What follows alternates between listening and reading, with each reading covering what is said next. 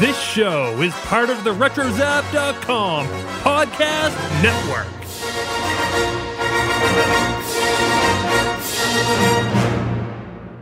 This is what you can look forward to on episode 141 of Skywalking Through Neverland.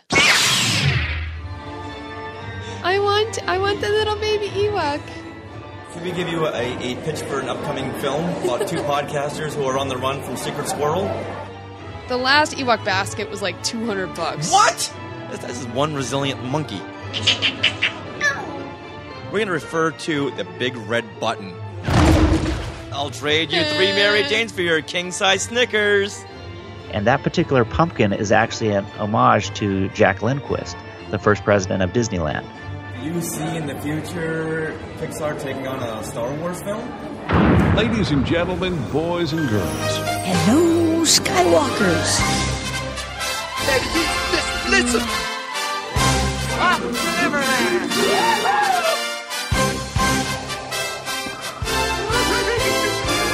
I only hope that we never lose sight of one thing, that it was all started by a mouse.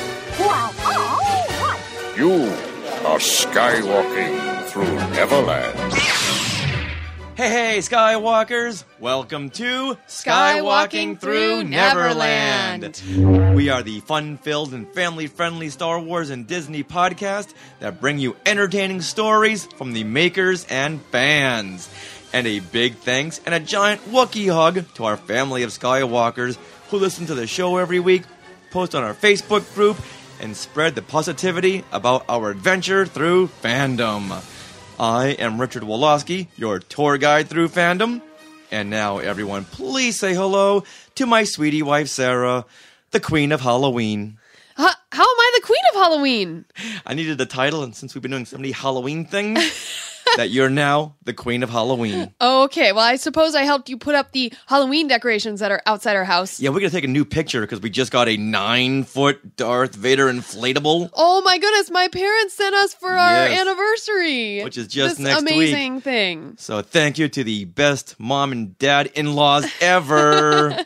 And my parents. They're not my in-laws. Yes. So look on our Facebook group. A little bit later on, you'll see the whole tableau. Yes. Oh, and Mrs. Reb W said she saw it on Snapchat, which I did. I did a whole Snapchat story about us getting the box on the porch, opening it, and being like, whoa, it's a big giant Darth Vader, and putting it up in the yard last night. It was kind of dark, but that's okay. And frankly, our neighbors were impressed before. Yes. But now we've got a 9-foot Darth Vader in the middle of our front lawn with a pumpkin. It's amazing. Because if you're going to have Darth Vader at Halloween, he's got to be with a pumpkin. Right. Whereas the Kylo Ren didn't come with a pumpkin or anything Halloween-ish. It didn't? Or the BB-8 doesn't come with any kind of holiday. No. They're just more inflatable characters, which I guess is good because now we can leave them up all year round. Yes. And we're going to. Yes, and I just saw a comment from Joey P. Yes, Snapchat is weird to learn. It's almost like you need someone there to like teach you how to use it. Otherwise, you have to swipe down and up and left and right and see what they do. So anyway, that's how Snapchat works. Mrs. Reb W thanked us for putting me in the same frame as the Darth Vader because now we get to see the scale. Yes. So if I'm 5'11", you can see how big that is. Yeah, it's gigantic. Wow. All right. Wait a minute, stop here. Someone says I'm too old. Too old for what? Mental That's madness? Christopher Marino. Yeah, too old for what, Christopher Marino, on a Periscope? Better have a good reason for saying you're too old. These are our scope walkers, by the way. Oh, for Snapchat. You know what? I jumped in, just jump in. Like, I don't use it as much, but like yesterday it was the story. Like, it was time for a story because we were opening that thing. So it worked out. I'm going to go on a hunch here and say we're not going to do that many Snapchats.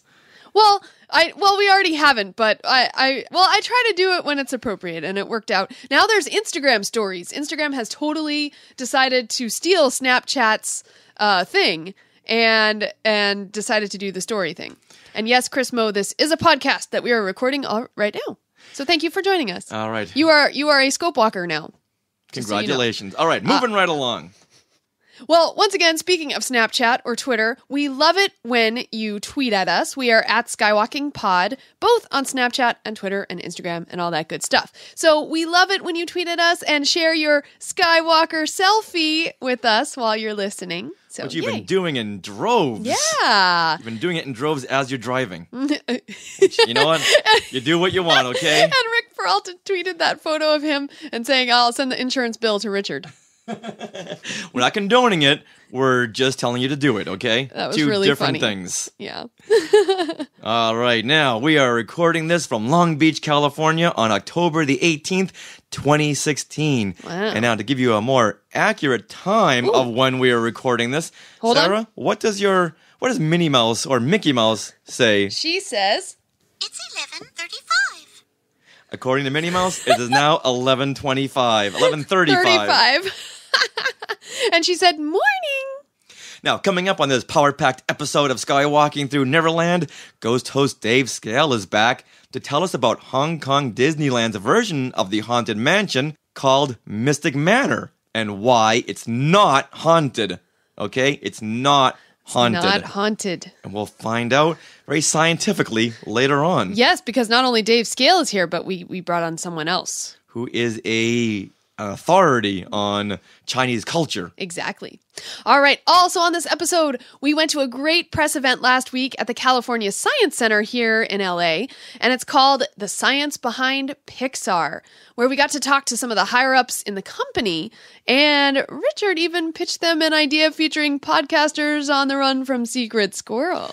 So much fun, so you might be able to see that at a theater near you.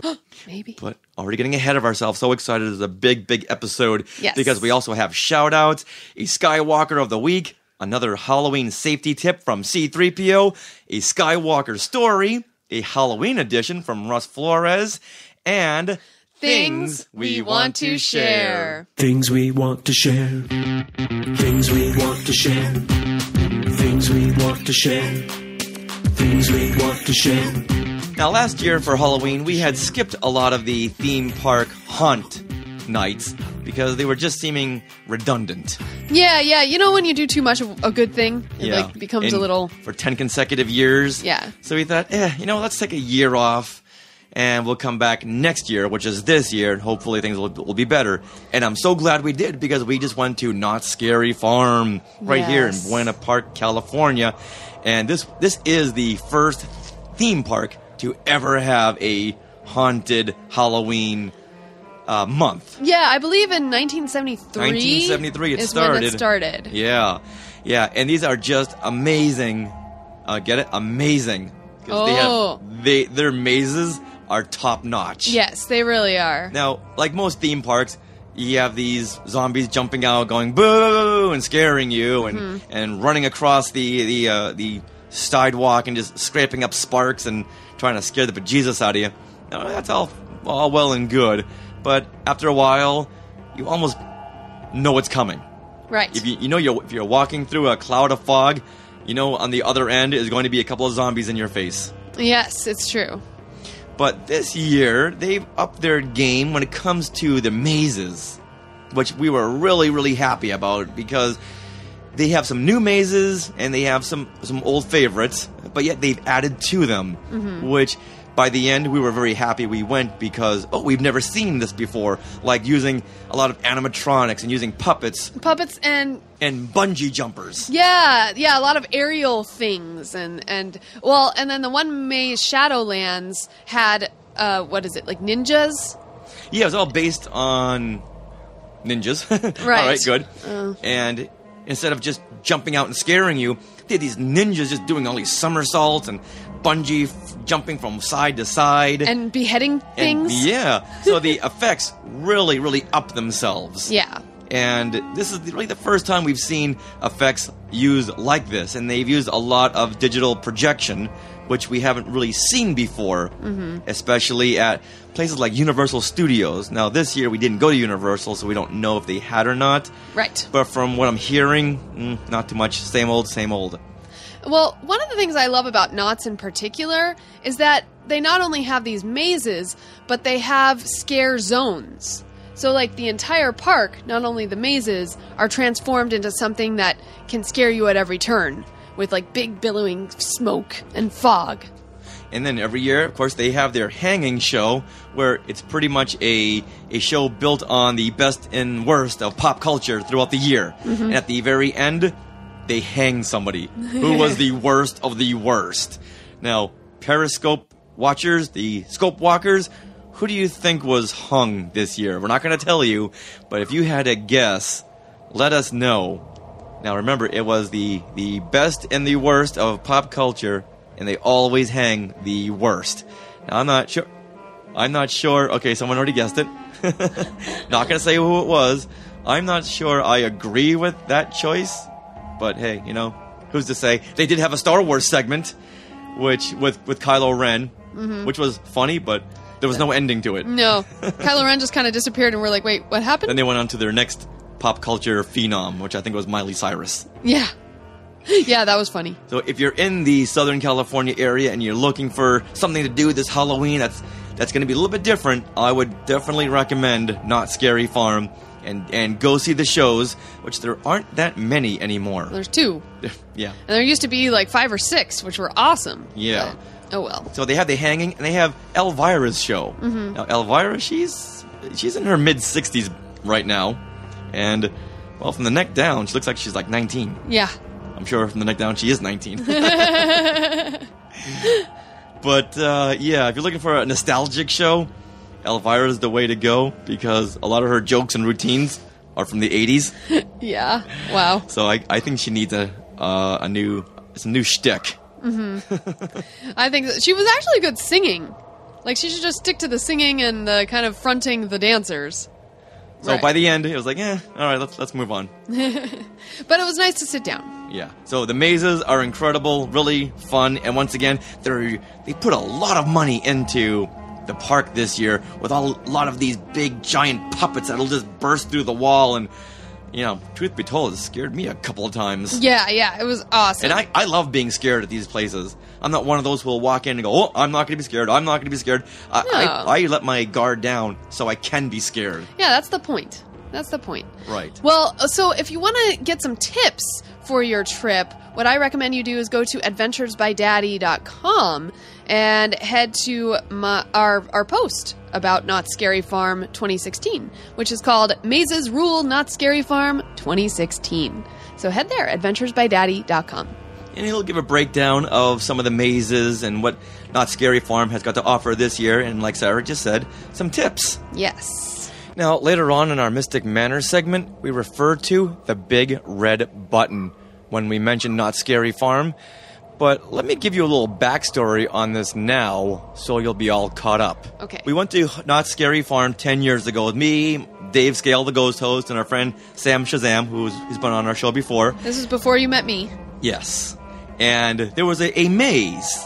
We walked up to the maze, and there was so much smoke that we couldn't see where the entrance was. Is it here? Oh, you know what? I think it's over here to the left. Let's go in there. And there were some maze attendants right outside, so we figured, okay, this must be the entrance. They're not saying anything. Fine. So we walk in, and we're looking around, and wow, they've really cut back on their budget on this maze. It's a wooden scaffolding and these cheap wooden banisters. All right, it's not too scary. But at the end of this corridor, there was a big red button. What are you going to do when you see a big red button? You push it. You push it. Not just once or twice, but you go, bah, bah, bah, bah, bah, bah, bah. You push it several times. Okay? Nothing happened. Until something happened. Uh-oh. A couple of seconds later, the floodlights went on. So basically what happened was that this big red button was the emergency shut-off for the ride, and which means there's an emergency. Put on the floodlights and let's see what's going on here. Is there a danger? Did someone fall? Did someone trip? Is there a potential lawsuit going on? Let's flood the place with lights. You never see a haunted house when the floodlights are on? Not too haunted. No. So we're confused, and the security guards run up. Hey, what are you kids doing? Kids? We're in our late 30s. What do you mean, kids? And so, and then all the maze monsters, like, hey, those are the guys that ruined everything. Like, we're still confused. What's going on here? What happened? And finally, the security guard said, yeah, that was the emergency shut-off button, which means someone's in trouble, and we hit that button, the lights come on, and we find out what happened. Well, no one told us this. We hit this because we thought it was part of the maze. You guys were standing right outside here. You saw the way we went in.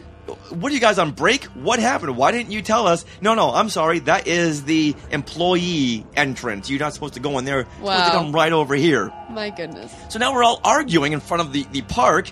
They're yelling at us for shutting down the maze. They've got to get everyone out of there. But if someone were doing their job, by someone, I mean like the 4 people that were standing right outside had been doing their job, this wouldn't have happened. So what eventually happened? Were you taken to the Knott's jail? No, they wouldn't listen to reason, and they kept saying, well, this is what you did all this, and I get bored really quickly, so when I realize I'm not getting anywhere, I just walk away, so we just walked away, and still the maze monsters were yelling, hey, those are the guys that ruined everything. Really? After all this, you're still standing by that instead of, it was just an accident. Right. Which it was. How funny. So that's the Not Scary Farm big red button story. So, but you never got kicked out of the park. No, I never got kicked out of the park, no. I think even the security guard thought, okay, I don't want to look bad. Right. So I'm not going to say that you're right. I'm just going to let you go. Let us go. Yeah. See ya.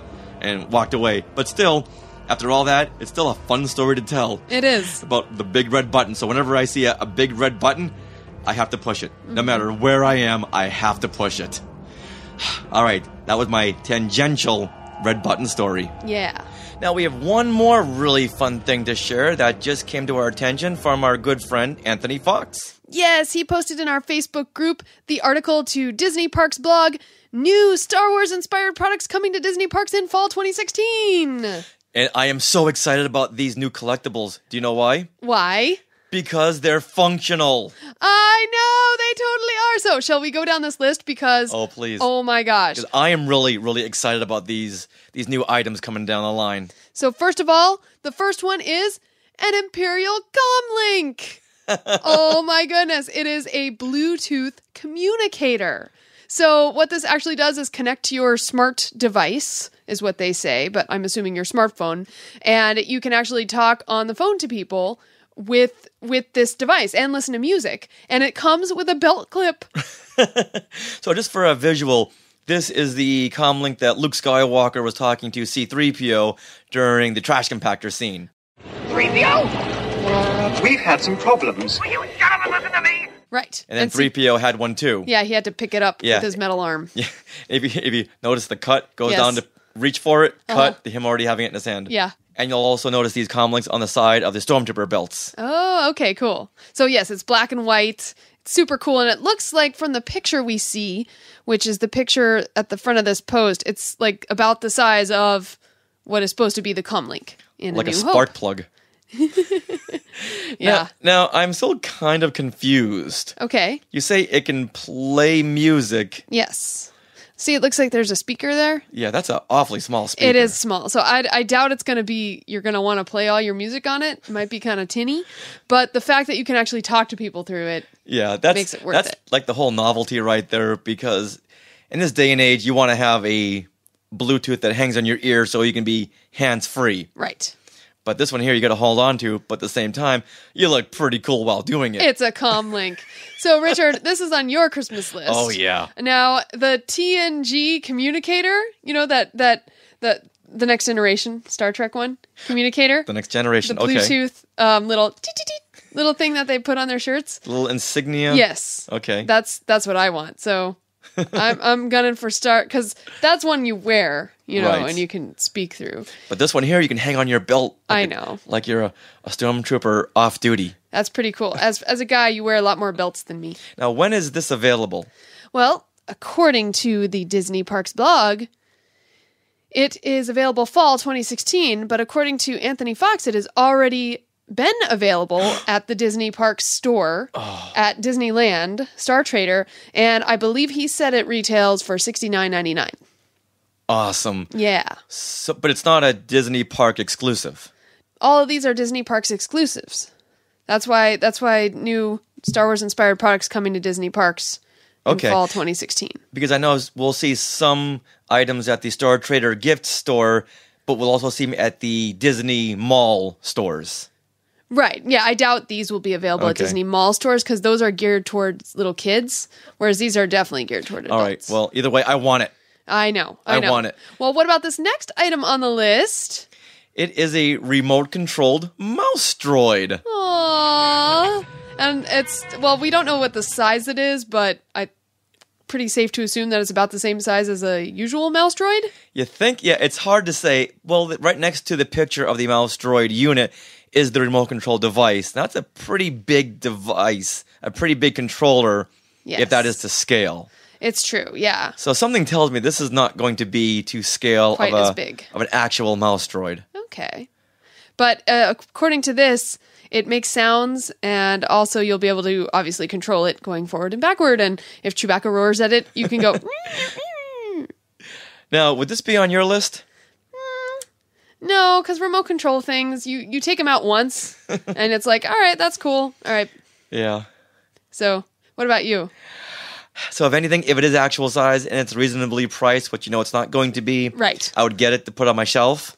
So, I think we'll skip over this one here. Okay. Now, next up, we have some Dooney and Borg. Did I say that right? Borg. Dooney and Borg handbags. Yes. Now, what do you think about these? They are inspired by Rogue One, a Star Wars story, and it looks like someone took all the insignias and characters from Rogue One and went splatter, splatter, splatter, splatter, splatter, paint splatter. And they said, you know what, we don't have any time. We've got to get this comlink out, so it's good enough. Yeah. It's like the worst design I've ever seen for Dooney and Borg bags. I'm not even making sense of it. Yeah. Which way is up? And I'm sorry to say this too. It's a white background, and it has like your insignias in red and yellow and blue. Yeah, red, yellow, blue, and black. And which way is up? Exactly. Because some characters are upside down, some are right side up, some insignias are crooked. Yeah. Some are canted. It's no good. So even Star Wars logo is like not right side up. And it's a mustard yellow. So where does this fall? On your must-have list? This is let me look at those Force Awakens bag from last year and maybe get one of those instead. All right, good. That's a good answer. Oh, just so you know, a lot of these items will be available on the Shop Disney Parks app, which anyone can have if you download to your phone, and you can purchase stuff right from there. Now, those Dooney and Borg bags will be available, or are already available, as of October 17th. Which is yesterday, as of the day we're recording. Now, I want to be excited about these next items. Okay. They are Droid Factory droids on cards, and we have R2 Boo. Which is the Halloween-inspired R2 action figure. But nothing about this is saying Halloween to me. Just the colors. I mean, the colors, you have orange and black on there, as well as purple and green. But it just looks like a smattering. It looks like as if you had asked a 5-year-old, here, you have some crayons and an R2 page to color in. Go crazy. I wonder if it glows in the dark. I don't remember reading that when I saw it. But this, I would be so excited if R2's head was all orange and looked like a pumpkin. Oh, that would be cute. Yeah, I'd be all over. There wouldn't even be a question about that. Oh. Now, that one is already available at the Disney parks. Mm-hmm. Now, what about this next R2 droid action figure? The next one is called R2H16, which I believe means R2 Holiday 2016. Yes. If you think about it. And it is a droid. It's kind of a dull red color and that olive green color and white. And he's basically wearing what kind of hat? He's wearing a Mike Nesmith hat. Totally is. It's like that same color green, Yeah, too. He's wearing a green wool hat. Wool hat, and then it's got the little ball on top. A little red ball. Red. When I first saw it, it's like, why is this R2 unit wearing a Mike Nesmith hat? And then my next thought was, on the list. Yeah. Put it on the list. Aww. He's wearing a Mike Nesmith hat. Put it on the list. Oh, you know what we got to do? Get this action figure and paint the 8-button monkey shirt on there. Oh, that would be cute. Okay, we're going to do that. So make a note, put that one on my list. Okay. And next up, what do you make of these? Next up, we have little new blankets that are inspired by BB-8 and R2. Now, unfortunately, they don't show any people with these blankets, so we don't know how big they are. Are these supposed to be baby blankets that kind of fold up? Because it's actually, they're like blankets, but on one piece of the blanket, like there's an R2 that actually kind of is sculpted out of the blanket, like it's a pillow almost. Yeah, that's what I was thinking, because it looks like maybe, let's just say arbitrarily, these are 5 feet long by, 2 feet wide, and the BB-8 and R2 in the middle, the head of these droids would be the pillow, but why not have them at the end of the blankets to be a pillow? Yeah, so I'm not sure. I'm interested to see how big they are, because they're both pretty cute. Not too much explanation there, but now let's get on to the fun item here. The Ewoks! There's a basket of Ewoks. Oh my goodness, and the little basket says Ewok Celebration on it. So this is like a companion piece to the last basket of Ewoks that the Disney park sold. Only this time, they're actually being smart and adding some Ewoks that we have not seen by themselves. Yeah, and excitedly enough, these Ewoks are from the Ewok TV movies, from Caravan of Courage and Battle for Endor. And the Ewoks animated series, circa 1986 on ABC. Wow. Because here we have Wicket. He's wearing the green hood. Okay. That's what he wore in the second season of Ewoks, the animated series. So I'm guessing that was inspired by that. Okay. By that Wicket design. Then we have Toecat. Toecat, he would be the dark Ewok. Okay. And he's the Blue, Ewok.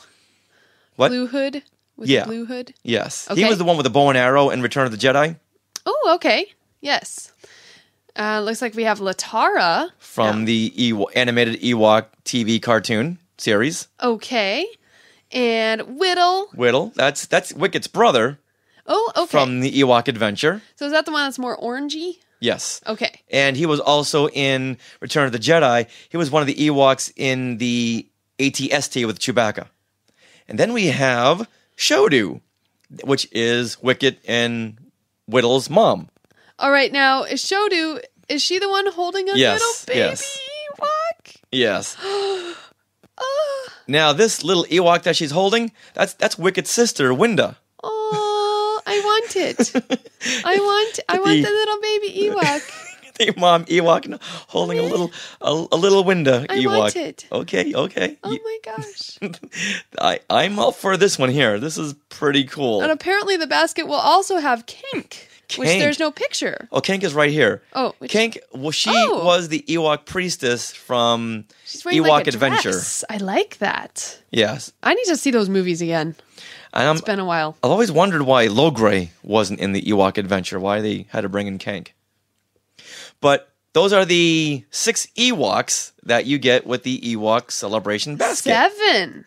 7, including little Winda. Baby Ewok. Little baby Winda that Shodu is carrying. Oh, look at that. Now, you can buy these individually, correct? I don't know, actually. It says, because in the Disney Parks blog, it says, the basket will also have Kank, who will also be released individually at Disney Parks. So, I don't know if all of these will be released individually.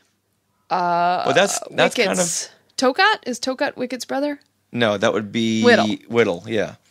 It's kind of confusing then. The blog says, the basket will also have Kank, who will also be released individually at Disney Parks in December.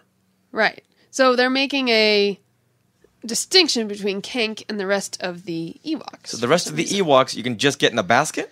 Well, but we already know we can get some of those individually, those Ewoks. So if they were smart, they would put a couple Ewoks in the basket that you couldn't get individually. Exclusives. Right. Okay. Because I've never seen Shodu and little Winda by herself, because I would have just snapped that up so fast. Okay, now where does this fall on your must-have list? I think we need to see a price on it. Unfortunately, there's not a price on it. I know. The last Ewok basket was like $200. What? Exactly. That's why we need to see a price on it to decide. Because when you see that price tag, it's like, well, maybe the little Ewoks have to just sit there in their little basket and not come home. Yeah. But we have such a plush, like... I know, but $200? I know. That's like $33 an Ewok.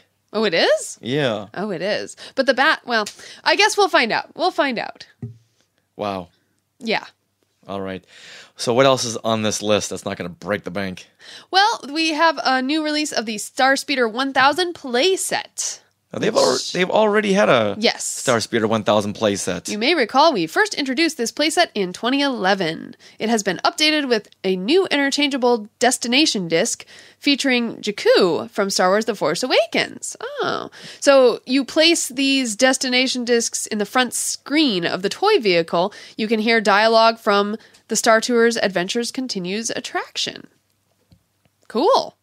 All right, then. That's not on my list necessarily, because that kind of just sits there. But it is big. It's a very big toy. Right.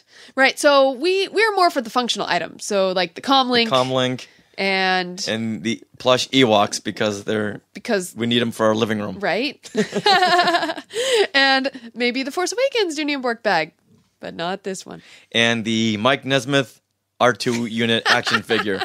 The R2 Nesmith. Aw, so cute. The R2NM. All right, so with that, let's move on with the show. Lots of Halloween goodies coming up. Yay. Hello, can you hear me out there from back in the projection room? Welcome to Mystic Manor. Now we're continuing Salute to Halloween. We are joined by our ghost host, Dave Skale. Now, last time Dave was here, we talked about Easter eggs and urban legends at Disneyland's Haunted Mansion. This time, we'll travel all the way to Hong Kong Disneyland to visit their version of the Haunted Mansion called the Mystic Manor. Welcome, foolish mortal. Hey, or I mean, boo. Oh, but is that really what ghosts say in Hong Kong? We're going to soon find out, but before we get there, Dave, when exactly did the Mystic Manor open? Why, it was May 17th, 2013.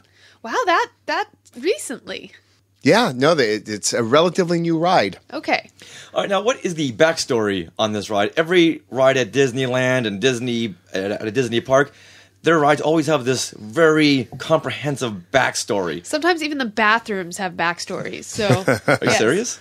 Yeah, like the Tangled restroom in Disney World, Magic Kingdom. I did not know that. Yeah, if you look on the ground, there's like footprints of... All right, we'll have to cover that on our next show. Okay. But right now, let's talk Mystic Manor, because I know next to nothing about this ride. Well, it has to do with a bathroom named Tangled. That answers that. Well, the Mystic Manor, first thing you have to do is, the Haunted Mansion at Disneyland and the Haunted Mansion in Disney World and the Haunted Mansion in Paris that has a different name, and all the Haunted Mansions. Take all of those and erase them. Okay.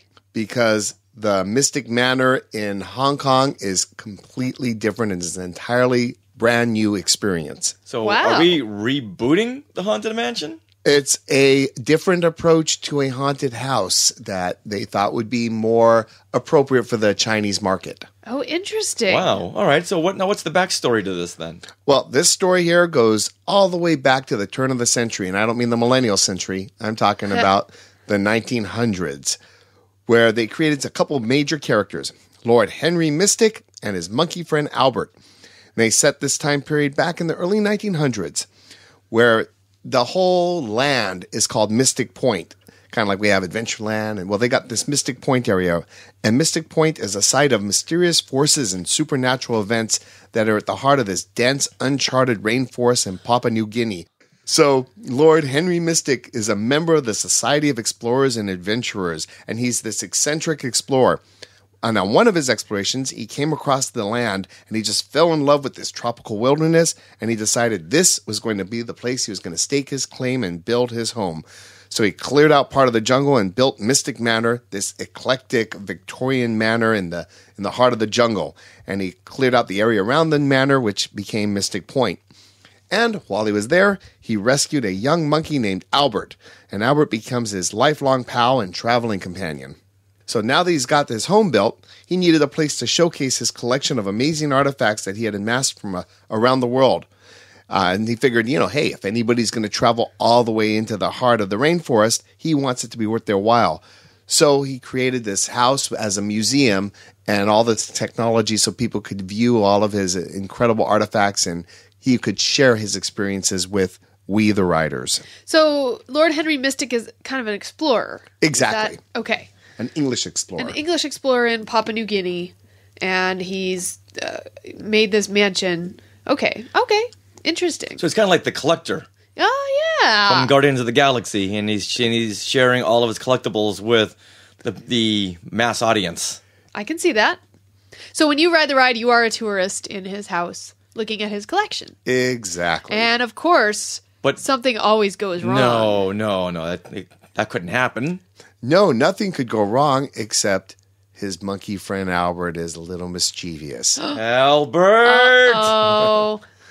So what happens is while you're in line, during the line queue, you get a slideshow, and he kind of goes into detail about how he has this collection. Welcome to Mystic Manor.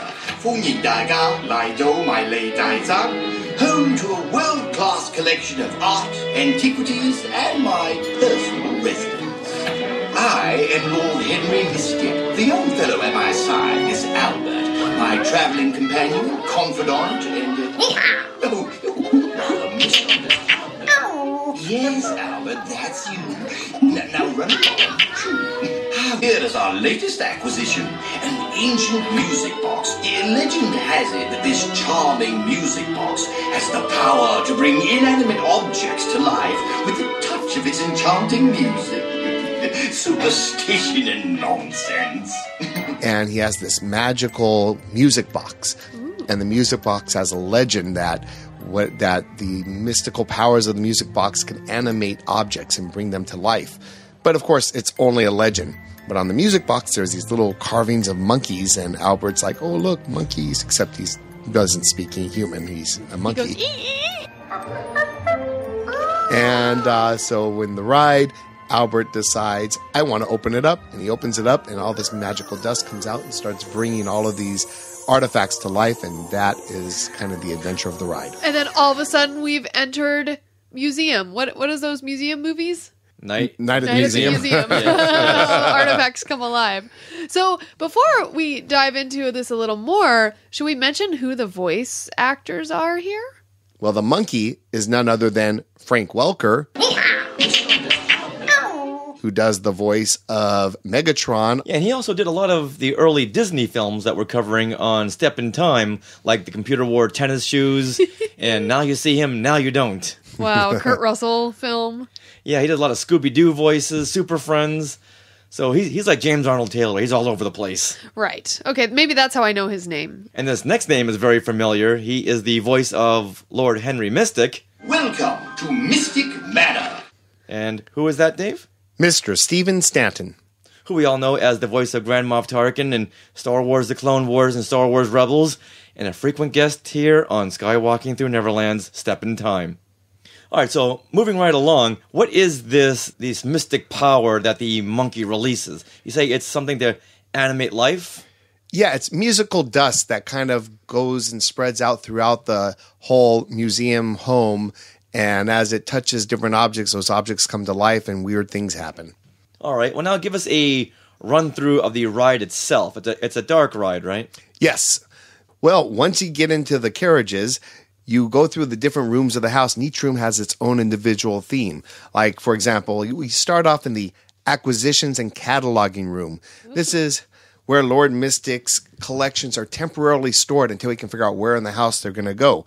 And this is also where he introduces the idea of the music box, but he doesn't see his monkey friend Albert in the room. He's looking for Albert, and he's like, oh, he's got to be around here somewhere. I got to go find him. And he takes off, and then Albert pops up because he was there all along and says, look, there's the music box. I need to open it up. And You want to guess how he opens it up, Rich? He rubs it. No. Free will? No. The Force? Close. A big red button. That's the secret to everything. The big red button. Nice. And I think it's actually maybe supposed to be an emerald or something, but, all I know is when I saw that, I wanted to try to figure out a way that I could actually walk up onto the set and push the button. Now, as a tangential point here, later on this week, we're all going to go to Not Scary Farm. So maybe on next week's episode, we'll give the relevance of this big red button. All right, then where do we go? Well, once they establish that Albert has opened up this box and the dust starts flowing and everything starts to animate in the room, we then leave and we get to start exploring some of the other rooms, and the dust kind of follows us out. So the next room is the music room, and this is an important room because all the musical instruments start to come to life, and they start to play, and music plays a huge role in this entire adventure. So that kind of establishes where the music's coming from. And when you say the music plays a big role, what does that mean? They worked really, really hard to score the music as part of the adventure, and they actually took a whole approach as if they were trying to score a theatrical movie. And so the music builds at key points, and it's really integrated with everything that you're seeing. Ooh, music. Well, anything about music. Tell me more. Well, the ride designers, they wanted to integrate the music, and they wanted to pay homage a little bit to some of the old classic rides. So Mark Shermer, who was one of the key Imagineers on this ride, when at D23, he gave a presentation kind of teasing the ride back in 2013. He was explaining how in classic rides like It's a Small World and Pirates and the original Haunted Mansion, music was a real primary focus. And what he said is that for the first time in this attraction, the musical score was treated just like composing a feature film.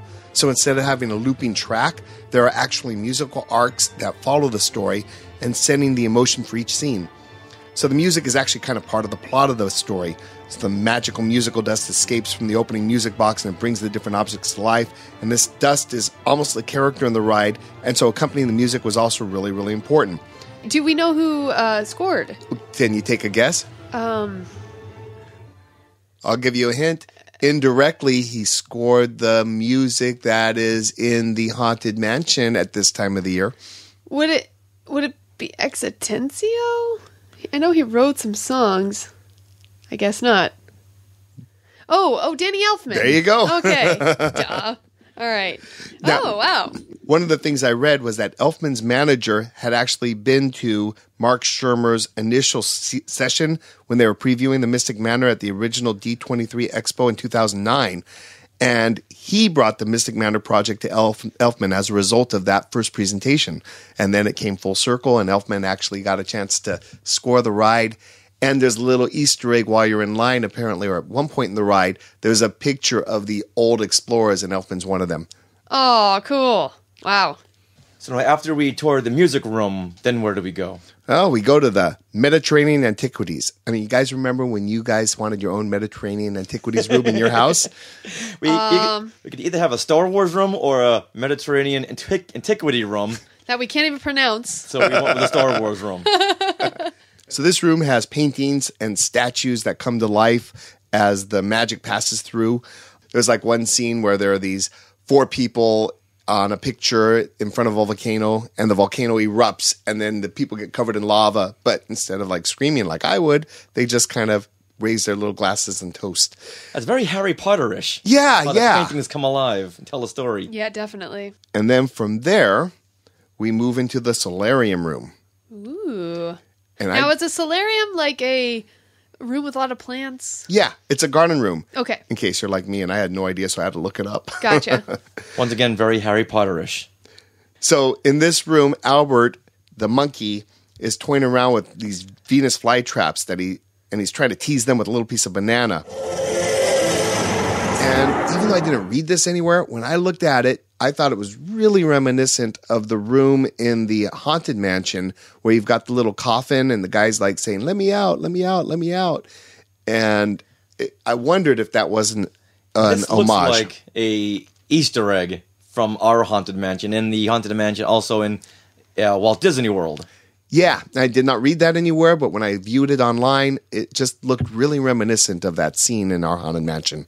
Yeah, I'm spotting a couple of Easter eggs in here, and I'm sure that's a direct reference. And for anyone who has not been on the ride, there's a great ride through on YouTube. Just look up Mystic Manor at Hong Kong Disneyland. Looks like it's from allears.net. All right, so from there, we move on to the Slavic Nordic Chamber. Or as I like to call it, the carbon freezing room. Okay. All right, now we're getting somewhere. Look at those Ugnaughts everywhere. There's this really cool effect in this room where there's a painting and there's kind of this guy looking at in a springtime scene, and then this cold cloud comes down from above and starts to blow cold air, freezing the entire painting, but then the cold air overflows into the room, and then you go to this mirror, and you look inside of the mirror, and it gets cold, and then it cracks. Wow. All right, so then it does seem like this mystic power has more of a dark side element to it. Yeah, I guess so. I never really thought about it, but certainly things that happen are a little bit intimidating, I suppose. Yeah, it's bringing alive objects, and they're creating destruction. That's true. You make a very compelling argument. All right, so next, where do we go? Well, every house has to have an armory. So this is the arms and armor room, which is loaded with weapons and armor that come to life. And there is another nod to our Disneyland with the suit of armor that moves and is animated. But over here, the little heads of the armor are actually floating next to the armor. That's really cool effect. Yeah, that's very eerie. Yeah. And then there are all these weapons that start to animate and start to point at you as you're riding through, beginning to make you feel like you're going to get blown away. Uh-oh. Kind of like the Indiana Jones ride. Yeah, very similar. Well, and then after the armory, we go to the Egyptian antiquities. Speaking of Indiana Jones. So there's a sarcophagus in this room that glows with the spooky green as swarms of scarabs emerge from it, and the scarabs start to crawl over the light, and then the room goes black. Yikes. And that allows us to lead into the tribal arts room.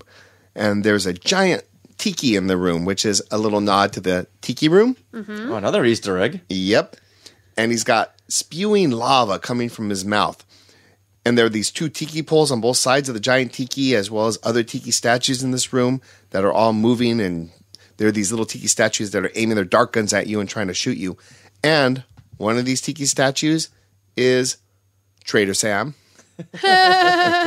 So then finally in this room, you spin around just in time to see Albert the monkey pinned to the wall, stuck by the darts that the tikis were shooting. And then... Now, just out of curiosity here, these three tikis shoot the dart guns at Albert. Do you think that's a nod to the three hitchhiking ghosts, the Haunted Mansion?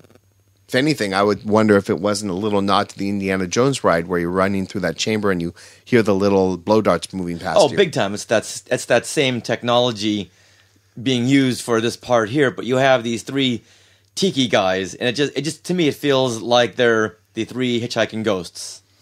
It could be. You never know. Yeah, I'm seeing winks and nods to the Haunted Mansion, so I'm just thinking maybe this is one of them. I will agree with you. You make Okay. a compelling point. So Albert is pinned to the wall. He is. Will he get out of this one? We find out in the next room, the Chinese salon. What are we looking at in here? Well, this room has the walls covered with classic Chinese paintings, and in the middle, there's a huge jade Monkey King statue. And the Monkey King statue comes to life and begins to animate and spinning his staff. And the spinning of his staff causes this weird storm to kind of blow through the room. And all of the paintings start to blow and get destroyed. And like images, very Harry Potter-ish, you see a panda bear in one painting fly out of the painting and wind up getting stuck in another painting. And then you see Albert appear from behind a painting, and he's like, I'm over here. And then the wall behind Albert opens up. And then suddenly Albert's outside clinging to a harp while there's this big tornado kind of adventure going on outside. And then just when everything seems hopeless, the music box appears. And Albert grabs it. And it looks like things are going to be bad. And then can he save us? And he hits the music box just in time. And the room goes black. That was harrowing. I know. How did Albert get out of those sticky situations with those hitchhiking blow dart guys and now a tornado? This is one resilient monkey. Well, we find out when the lights go on. No, we don't really find out how. We just find out that he did. Oh, okay. So he's okay? He's okay, and when the lights go on, we are at the cataloging room where the whole ride started. And Lord Mystic appears, and he's like, Albert, there you are. You didn't touch that music box, did you? You never know. Legend just might be true. and that is a quick overview of the ride. Now I really want to ride this, seeing all this, because you can look at it virtually, but I want to be there to experience this ride. Now, as a passenger, like in the Haunted Mansion here at Disneyland, I'm a character in this story, right? Yeah, you're a visitor in the guy's museum. Yeah, that's the part that we're missing just by watching it. We're not getting the whole the whole feel for the danger and what's going on and how this technology looks up close and personal. But now let's now talk about the technology. Yeah. How is this vastly different, in your opinion, Dave, from what we've seen in the Haunted Mansion in Walt Disney World and Disneyland? Well, the technology was really important to the Imagineers, how they used a lot of projection, but they really worked hard to integrate it seamlessly with the experience. So everything is dimensional. You don't have any 3D goggles in this ride.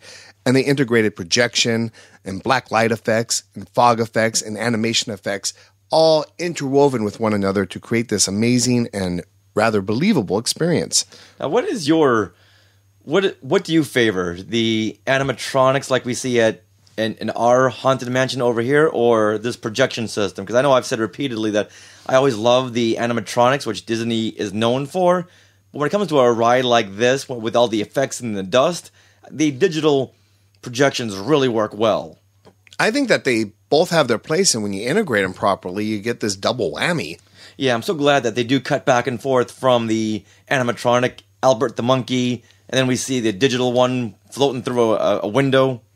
So that's done really, really well, and I'm glad that they didn't just go digital on this, which they really could have. Oh, absolutely. Awesome. Boy, this really is a whole different kind of Haunted Mansion. Oh, very much so. And in fact, the carriages have a little backstory to them. Apparently, Lord Henry himself actually invented the magneto-electric carriages, and he took them to the Paris exhibition in 1900, where they won the gold medal. Oh, cool. So the carriages are actually part of the story. Exactly. That's cute. So Joe Lanzicero, he was talking about this, and he said in a lot of attractions, the ride vehicles are invisible, like in the original Haunted Mansion. But he said in other rides, like Indiana Jones, the vehicles are part of the storytelling, and they wanted the vehicles to be a part of the storytelling in the Mystic Manor. So he said that these vehicles, they can start, they can stop, they can turn 360 degrees, they can go fast, they can go slow. And these motions are actually used to direct the rider's attention in order for them to tell the story. And I thought that was really interesting, because he was explaining that a lot of what Walt was really trying to do with the original Haunted Mansion was to tell a story, but you were kind of stuck with going the same pace throughout the ride. Right. And here, they can actually set up effects and focus your attention on the setup and on the payoff. Now, why such a big departure from what we know as a Haunted Mansion? Well, apparently there are some real cultural concerns with opening up a ghost-based Haunted Mansion in Hong Kong. Really? What's the backstory on that? Well, contrary to popular belief, my studies on Chinese history and culture is a little bit limited, but I actually have somebody on speed dial. Oh, I stand corrected. Yep. I have Professor Kate Lingley of University of Hawaii at Manoa, and she is an associate professor of art history who specializes in Chinese art. Has she been on hold this whole time? Oh. Well, you really came prepared, didn't you? As always. Hey, Kate. Hi, Dave. Hi, Richard and Sarah. We're so excited to have you on. Yeah, we're really looking to get some background on all this. Yeah, when I was reading up on some of the history of the development of the Mystic Manor, it really struck me as to why was it such a big deal to avoid doing a traditional Haunted Mansion like that was so popular at all the other theme parks. And one of the things I came across was there was a lot of concern about Chinese culture, and I figured, well, who would know better than that than you? So what are some of the popular views about ghosts in China, and how is that different from the way we view ghosts here in the States? Well, there's a couple of things going on here, actually. Ghosts are sort of part of mainstream folk religion, and this is something that goes way, way, way, way, way, way back. Like some of the earliest forms of Chinese religion are roughly described as ancestor worship, which is, well, a little bit of, it's always more complicated than that, right? But it's a kind of religious practice in which you continue to care for and have relationships with your ancestors even after they're dead. You know, just because someone has died doesn't mean that they're not still part of the family and that you don't still need to take care of them, treat them with the respect that you're already supposed to be pretty respectful to, say, your grandparents or your great-grandparents. How much more so when they've ascended to the realm of the ancestors, right? So on a certain level in that religious tradition, and it's one that survived particularly actively in Hong Kong, dead people are kind of still part of the family.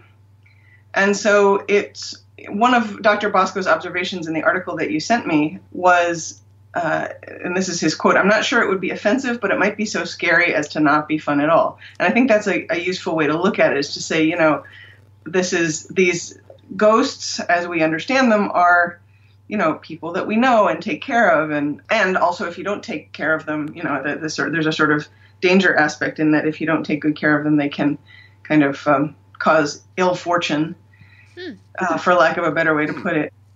It's not just, ghosts are not just for kids, and it's not just, sort of low stakes, scary, scaring people for fun. They're really deeply embedded in the culture. So, and there's elaborate death rituals that are involved with both at the time someone dies and then, a year after their death and 3 years and so on, that are also, there's a lot that you do to make sure that you're taking proper care of the dead. That doesn't really mesh very well with the idea that sort of, ghosts are popping out of coffins and this is, or jumping through windows or whatever, and this is all in good fun. So I think the problem faced by the Disney, Imagineers, I guess, in designing a new sort of China-friendly version of the Haunted Mansion is a problem of translation, actually. It's sort of like ghosts don't mean the same thing, so how do we create the same sort of frisson, right? The same kind of excitement and fun, the fun part of being scared without, making somebody feel like suddenly they're, not only is their grandmother back, but, she's starving and therefore she's going to wreak havoc on the family or something like that. There's this sort of not how to build an equivalent to that experience without impinging on those kind of familial sense of the relationship with the dead. Yeah. So then, do you think Disney's concerns were valid, or were they just being a little overly politically correct? No, this has nothing to do with political correctness. People wouldn't go if it wasn't right. People would be, I'm not sure offended is the right word, but be made really uncomfortable. And obviously, the point of a Disney ride is to be fun, and even the Haunted Mansion in Disneyland or Disney World, which as I understand it is meant to be a little spooky and scary, but in a fun way, right? Right. Yeah, very cartoony. Yeah, precisely. And I think it would seem in poor taste, if that makes sense. Okay, this is starting to clear up now. Interesting. Yeah, so whereas ghosts over here are running from people with proton packs on their back and flying through walls, over there they're still part of the family and not to be mocked. Yeah, or they're part of somebody's family. So one interesting thing to point out is that there's actually a really long tradition of ghost literature in China, dating back at least to the 4th century CE. So we're talking about, kind of late Roman Empire, early Byzantine in Western history. Okay. Right? So that's 1,600 years of ghost literature. Wow. In the sinology biz, we call it zhiguai literature, the tales of the strange, right? Okay. And they're not only about ghosts, but they're sort of stories. They emerge in a period when fiction as a genre is growing broadly. Although for the first, couple of centuries, those stories are always sold as being true, right? Like, this is a true story. Right. We have our own ghost stories that work that way too. But anyway, so there's these stories about, so for example, the man who spends the night he's traveling, he spends the night in a deserted temple. He is looking at one of the wall paintings in this old broken down temple at night and actually steps into the temple, has a whole lifetime, basically a whole kind of, he takes the civil service examination. He becomes a high ranking government official. He marries an imperial princess. He has many sons. He, lives to an old age and dies. Basically, he has this perfect life, right?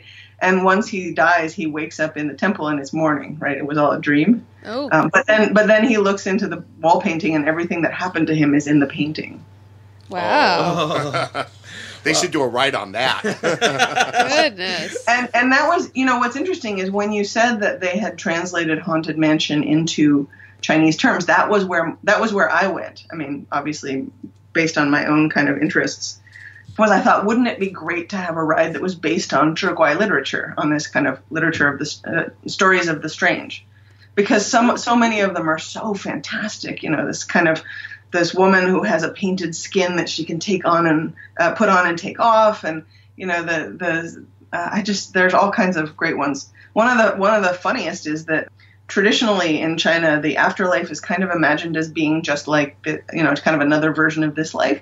And so among the things you'll find in the underworld is government bureaucracy. So there's a sort of genre of tale where somebody dies, goes down to the underworld, and discovers that he's died by clerical error, right? His kind of file got in the wrong. So they say, oh, this is wrong. We're going to take you back. They take him back. The body's been cremated. So then there's some ghost running around going, oh my gosh, I'm going to lose my job. This is, Wasn't that the plot of Heaven Can Wait? Yes, exactly. That's precisely it. Only, 1,000 years earlier. So there's this really rich tradition of enjoying tales of the strange. And I think, what we have now is what was written down, but I think there was probably a parallel kind of folktale tradition in which these things got told. There's a guy called Pu Songling who wrote a book in the early 19th century where he claimed to be doing exactly what the Grimm brothers were doing, which was collecting folk tales and writing them down. And it's a wonderful book. If you want to read, there's an English sort of work on it called Historian of the Strange by Judith Zeitlin. So there's a rich tradition there, and I was really surprised. So David sent me that Bing video that's the kind of ride through. Yeah. I was struck to find that almost none of that is in the actual ride. Instead, the aesthetic of the ride is kind of British colonial, like Edwardian explorer colonialist, which is really, it seems like it's the English heritage of Hong Kong that's being referred to mostly, not the Chinese heritage. Until you get to the Monkey King part of the ride, right? Well, yes. The culmination of the ride is referring to Chinese culture, Chinese art. The artifacts that are kind of on the walls in that last room are ones that I use in my Chinese art survey class. They're sort of famous artifacts, just as the ones in earlier rooms are famous, Etruscan or Egyptian or ancient Greek or whatever. Even that kind of famous bust of Beethoven that everybody knows about is in the entryway. So there's, as an exercise in art history, it's really fascinating because of how little of it is actually directly related to the Chinese tradition. Yeah, now, to wrap this up, I'm just guessing that the Chinese think that we're just buffoons over here in America. Because whenever we see ghosts, we want to make them say boo. No, I don't think that's the case. I think it's just people, I don't think we're seen as buffoons. It's just kind of a different approach to the ancestors. And I think, if there's anything, there's maybe a sense of, are you people really taking care of your ancestors? Mm-hmm. But I will say that something like the haunted manor in the U.S. might be seen as being in poor taste. So not buffoonish, but dangerous, but potentially dangerous. Like, you shouldn't fool around with that stuff. Okay. Oh, interesting. Okay. I'm actually left, having watched the video, I'm actually left with this question of why is the aesthetic of Edwardian colonialism so powerful for Hong Kongers? But I think maybe that's the subject of a different podcast. Right. Well, of course, Hong Kong was, part of the UK? Like, it was part of imperialism. So it was the United the colony of Britain for 200 years. Exactly. Yeah. And I think that just to 1997. To 97. Okay. It might have been a tactical way to appeal to an international market to visit the theme park rather than just a local clientele.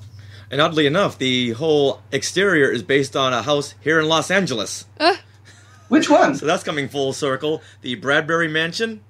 Oh, okay. Yeah, I was struck by it because it had this onion dome, and it was, as an art historian, of course, my first reaction to it was like, mixed metaphor. But that's just me. Cool. There's also a Canadian flag at the very top, so I'm not sure what all that means.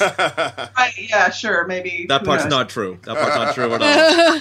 All right, Kate. Well, thank you very much. That really explains a lot. And if the Chinese ever give us sideways glances at Halloween, now I'll know why. Okay, well, I'm glad I could be of some help. It's good to talk to you folks, and I enjoyed listening to I listened to a few episodes in preparation for this too, and you guys do a great job. So thank you. Oh, well, you know what that makes you? What? A Skywalker.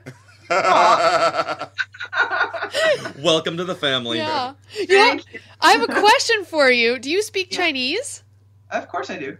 Well, can you say in Chinese, Neverland on Alderaan? Not right now, but if you give me a little time, I'd be happy to record for you. Okay. I don't actually, I never, those movies were dubbed and translated, so there doubtless is there is a standard Chinese rendition of the name of Alderaan, but I do not know offhand what it is, having watched all those movies in English. So can you say Neverland and then Alderaan is in English? So how would you say Neverland? On. Well, it's because of Chinese. It's going to be in two chunks on either side of the word Alderaan, so it would be like 千万不要在 Alderaan 落飞机. There you go. You are now one of us. All right, take care, you guys. Thanks. Bye-bye. Bye. You too. Bye. So that was really interesting. Yeah, do you think they'll ever have a variation of the Mystic Manor over here in America? Well, I know the fans would really love to see one over here, and a lot of them think that the place that it would go would be Walt Disney World's Animal Kingdom in Orlando. Oh, that would be kind of cool. Yep, they argue that, hey, I mean, it's about an explorer and a monkey in the wilderness. That's sure Animal Kingdom. Yeah.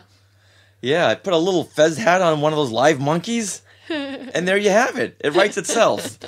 I, on the other hand, I know last time we were at Disneyland, it looked like they had a lot of vacant land behind Tom Sawyer Island. And Big Thunder Mountain. Yeah, and right there's nothing there. Until next year. Yeah. All right, now let's wrap it up. And if anyone has any questions for you, how should they reach out and contact you on social media? Well, they could reach me on Facebook. David Skale with a K. They could find me through you guys over at the Skywalking Through Neverland site. And then aren't you on Twitter, like at Dave the Magic Man, I believe? Technically, yeah. Yeah. You're going to have to show me how to use it. I think I am a Twitter expert next to Dave. I know, no. That says something. But Dave, you got a notification and tweeted the other day from something on our show, right? I think I did. Franklin Taylor, one of our listeners, reached out to you. Yeah, and you were excited to get the notification on your watch. Oh, so that's what this Twitter is. Yeah. So people tweet at Dave the Magic Man, and say, hey, I can see you on your Apple Watch. Then he'll get really freaked out. If you want him to respond, just go to Facebook. Yes. All right, Dave. Well, thank you very much for that. And now I think, Sarah, our next trip is over to Hong Kong. Okay. Dibs. All right, Sarah, wrap us up here. Hurry back. Hurry back. Shout-outs. Skywalker shout-outs. Which Skywalkers get props from here in Neverland? Who was tweeted out? Shout out. Who was photobombed? Shout out. Who was shared a post? Shout out. So first of all, we need to make an announcement, kind of an announcement shout out. And I want to say that our new Periscope East Coast correspondent is Matt Clifton. So if all of a sudden you see some Periscope notifications from Skywalking Pod that are from Disney World, well, we suddenly haven't magically beamed over there. It's actually Matt. So thank you, Matt Clifton, for being our Periscope respondent. Yeah, I'm sure there's so much over there at Walt Disney World that we're not able to see. Yeah. Now, luckily, because of Matt, everyone can see it. Don't report you. Well, we want to. Oh, that's want right. to celebrate you. Yeah. Wait, what happened? Please don't report me, Matt Clifton just said on Periscope, because you can't Periscope at Walt Disney World. Is that true now, or did they finally? No, it is true. Now, you can record and then post it up on YouTube 3 seconds later. Ugh. You just can't do it in real time. That's really stupid. Don't even ask for an explanation, because you will not get one. Okay. But Matt, don't worry, we will not turn you in as long as you do a good job. Okay? You miss something, we may have to turn you in. I'm just saying, okay? And people were confused. Well, that's why we're announcing it on our show. This was kind of a spur of the moment decision because I saw Matt Clifton posting a live Facebook video of like the new magic bands for Rogue One and stuff, and he was doing such a good job. So I was like, "Oh, Matt," and I tapped him on the shoulder and said, "Please Periscope for us." I'm not sure that the East Coast has got their own version of Secret Squirrel. Who's that? Secret Squirrel. But I'm sure they do. And if he's out there, he's going to be a secret. So, Matt, watch out. Watch your back. Okay. All right. And if you get tapped on the shoulder, just say you're from Mousepire. Thanks, Anthony, for taking the fall. No, don't really say that. All right. Now, we got to give a huge thank you to our cruise buddies, the Chickafants. That's right. Oh, we received a package the other day, and it happened to be from the Chickafants. Mm-hmm. Who, guess where they are right now?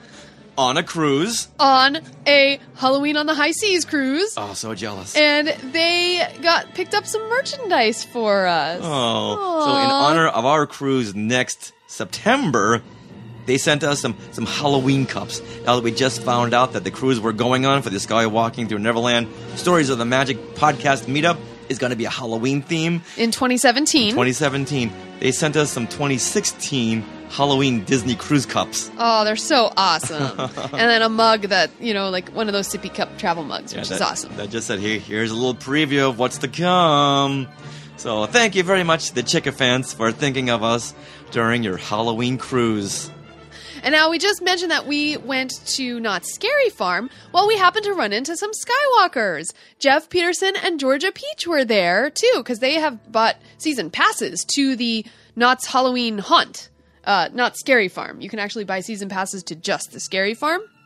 And we want to thank them because we went on a few mazes with them. And then Jeff gave me this wonderful BB-8 key ring as a nice Halloween present. So thank you so much, Jeff.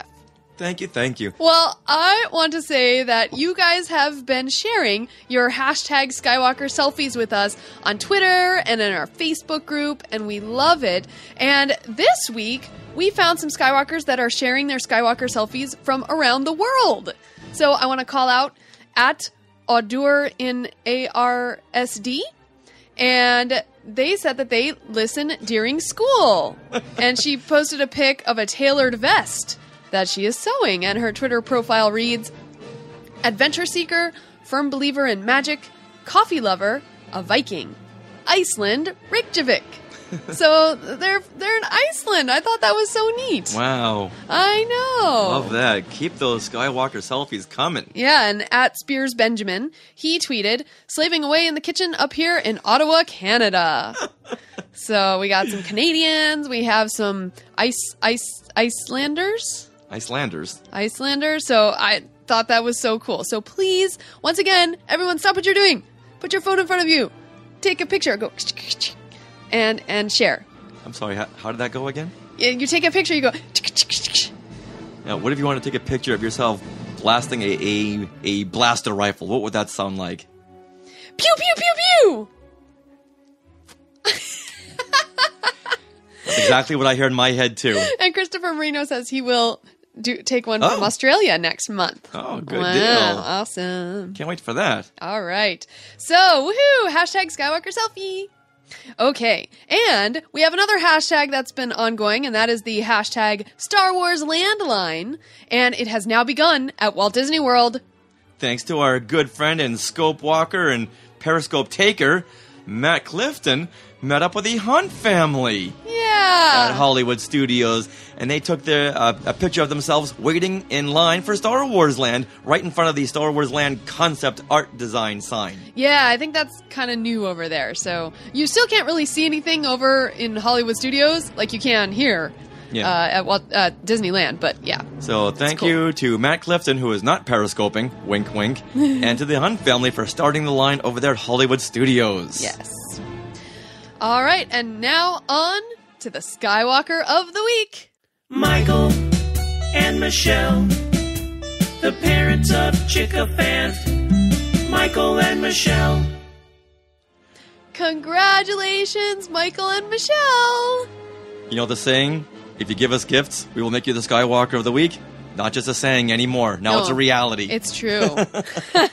Not mandatory, but doesn't hurt. Well, we already know that Chica Fent has been the Skywalker of the week, but Chica Fent's parents have not. Right. And so we thought it would be time to call them out. Yes. So thank you, Michael and Michelle, for being awesome Skywalkers. Yes. Now, this just in from our Scope Walkers. They were giving Matt a secret code name, and I missed it. I don't know. It was flashing up on screen. Do we have a secret code name for Matt when he's periscoping? Oh, Brian Sims says we should do a Skywalking poll for Matt's call sign. All right. Oh. So Matt needs a call sign for when he's at Disney World, and he's doing some things that the authorities and Secret Squirrel wouldn't appreciate. Yeah. So Skywalkers, tweet at us, at SkywalkingPod. What should Matt Clifton's call sign be? You can also post that in our Facebook group. Rogue Clifton. I rebel. Yeah. I'm throwing that one in the ring. What do you got? Rogue funny. 5? Oh. Well, he said Rouge 5, but... Oh, I know what he meant. Yes, we know what you meant.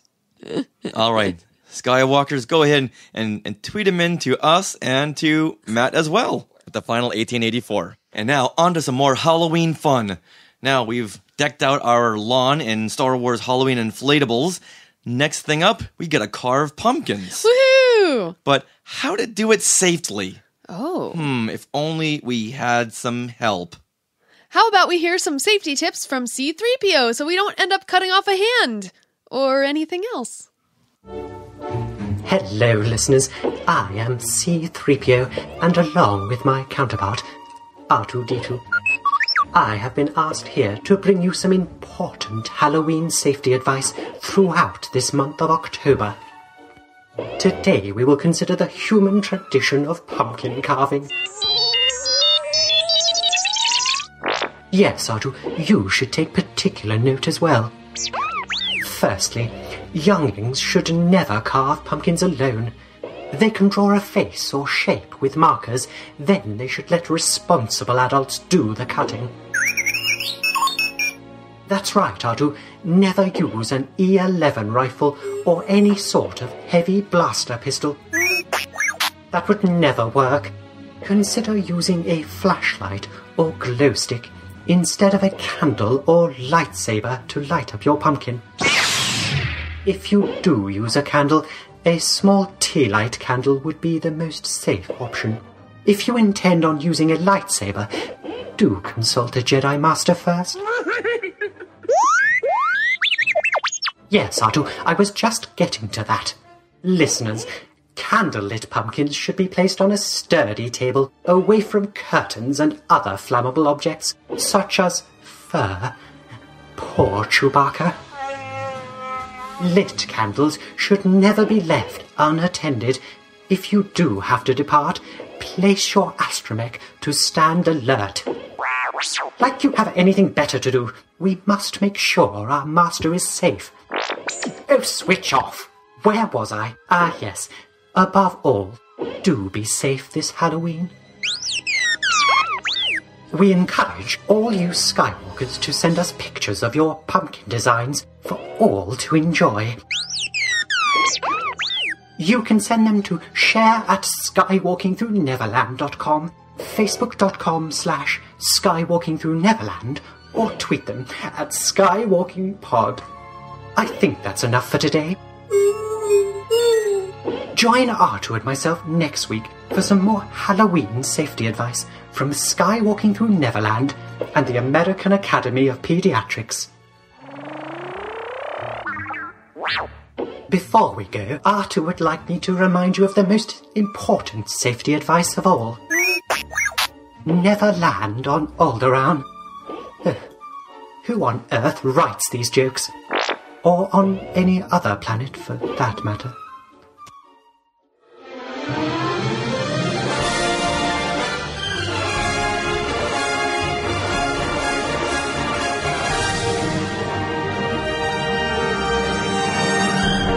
Star Wars Rebels Season 3 continues! On October 15th, Hera's Heroes aired, it's kind of fun to say, Hera's Heroes, and features Hera attempting to recover a family heirloom from her home, which is now being occupied by the Empire. Or more specifically, Thrawn. Now, Thrawn is no dummy, so when Hera is caught raiding her former home for the heirloom, she poses as a servant, but Thrawn uses the clues in front of him to figure out who she really is. So here is where we get the music Thrawn's Web, which is what we're going to talk about today, as Thrawn is interrogating Hera and piecing the story together and figuring out who she really is. Now, this might be my favorite Kevin Kiner piece. Really? I love this piece. Okay. Now, we did go over a Thrawn cue 2 episodes ago. Yes. Now, how does this one differ from Thrawn's arrival? So the previous cue we went over was called Thrawn's Arrival. This new cue is called Thrawn's Web. Right. All right. So what I think this new theme, Thrawn's Web, is really the development of Thrawn's original theme that we heard a couple weeks ago, and we talked about relating it to Halloween, you know, the original Halloween track. This is my take on the 2 themes. Okay. Now, Thrawn's Arrival was more like his theme. Kind of like the way Darth Vader's theme is the Imperial March. You hear the Imperial March, you know Vader's not too far behind. Okay. So the last time we heard Thrawn's theme, Thrawn's Arrival, that was more his theme. This one here, Thrawn's Web, is more of a story. Okay. So there's a story that takes place within this cue. It starts off like a music box. It does. Almost like a lullaby, and then it heightens to something very villainous.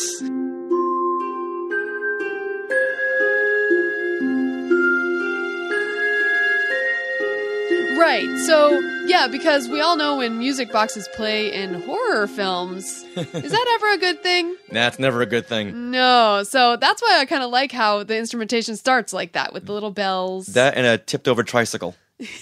Those are never, or a swing, twins? Or twins? Or twins, or a swing just swinging on its own. Oh. Never a good thing. No, that's not good. Okay, what you said about this being, what did you say about this being Thrawn's? This is more of a story to develop Thrawn and the way and what he's going to do in the future. You know what? By you saying that, it kind of made me think of that this theme really embodies what Thrawn is like in his head. Yeah. So, like this theme, if you think about it, you know, you get that music box, but then the organ enters, and here's where you hear some full-on Halloween horror score, but the organ itself is very methodical and plotting as it builds to a climax. It's kind of like Thrawn's thoughts as he's going through each different clue and thinking through and then being like, wait a minute, Hera is, you know, or this is Hera.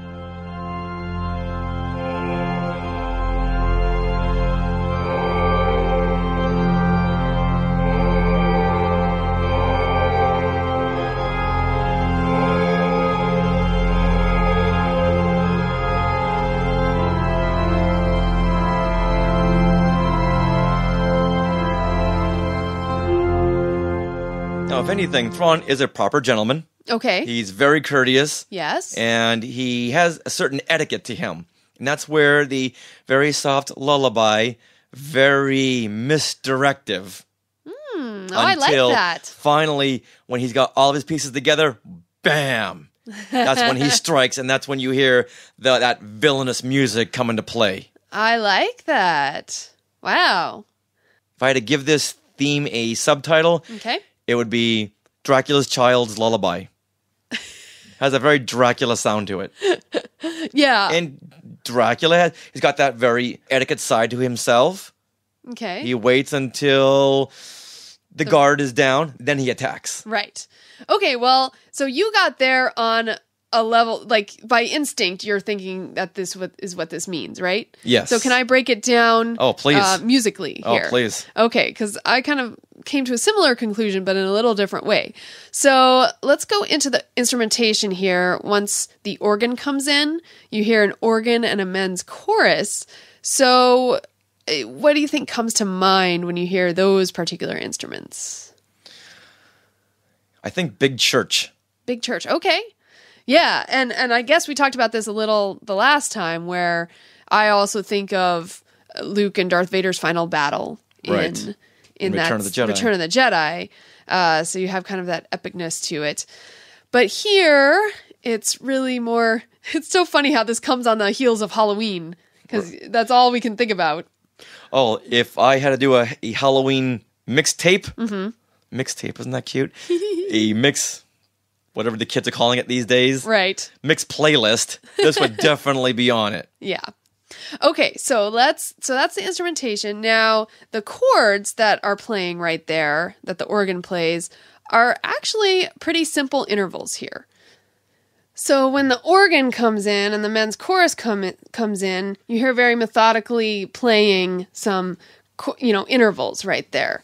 So what those intervals are, they're very simple. You have the perfect fourth,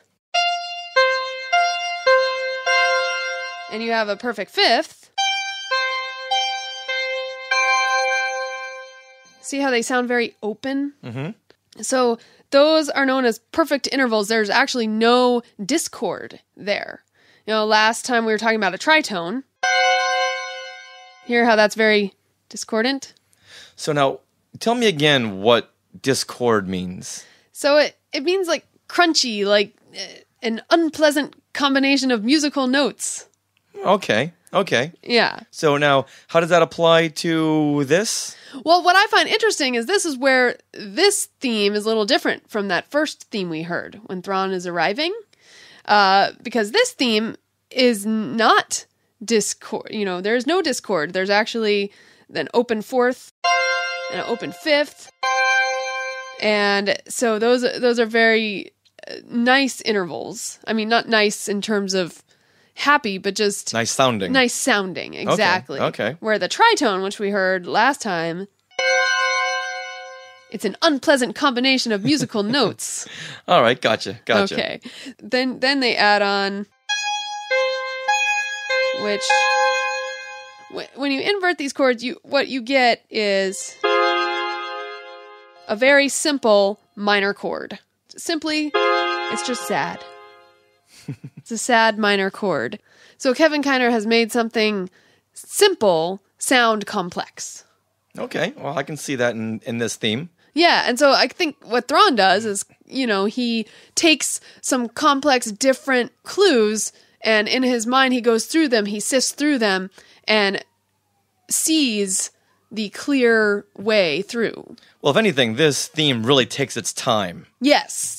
Starting with the lullaby, going into the aha. Mm-hmm. This was all leading up to. Right. And you said it takes its time. Now, if you actually listen to Bram Stoker's Dracula theme, that also takes its time. It's the same melody that's played over and over again. You know what? Let's play a little bit of that.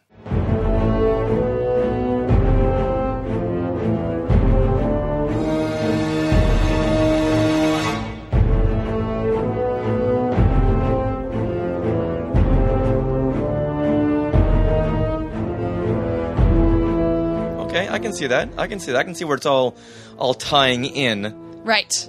But it's odd that he's pulling from Dracula references for Thrawn. I know I said earlier that he's got that same kind of etiquette about him. However, it is really two different characters. It is. The theme to Halloween is also played over and over again, very methodical. Mm-hmm. So he's not really, Kevin Kiner is not taking from Dracula or Halloween. He's just inspired by. Yeah. Okay. He's not taking the melodies from them. Right. So that's what I was intending. Right. So basically, by doing this method, this kind of methodical way of stating Thrawn's theme, it's like all these characters wait in the shadows until it's time to take over the spotlight to either kill or thwart their enemies. So if you think about Michael Myers does that, he stays in the shadows. So I'm very does proud that Dracula. You're pulling up all these Halloween references. Well, it just begs for it, doesn't it? It does. Now, Timothy Zahn had weighed in on Thrawn's theme. weigh in on the Arrival theme or the Thrawn's Web theme? So, Thrawn's Web. So, what happened was that luckily our Facebook group, our Skywalkers are on it. So Matt Clifton posted when this Thrawn's Web was available on StarWars.com, he posted it right away in our group.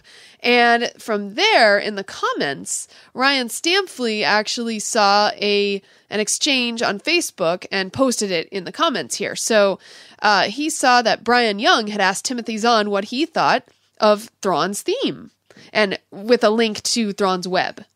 So you know. So thank you, Brian. Yeah. And thank you, Matt, and thank you, Ryan. Yes. So can I read you what Timothy Zahn said? Please. All right. Brian Young states, I really love the way he brought the organ in, meaning Kevin Kiner. Timothy Zahn responded and said, and by bringing the organ in where he does, it feels as if Thrawn has now collected all the information he needs, has prepared his plan, and is executing that plan with full power and confidence. Booyah. That's what I was getting to. Exactly. Wow.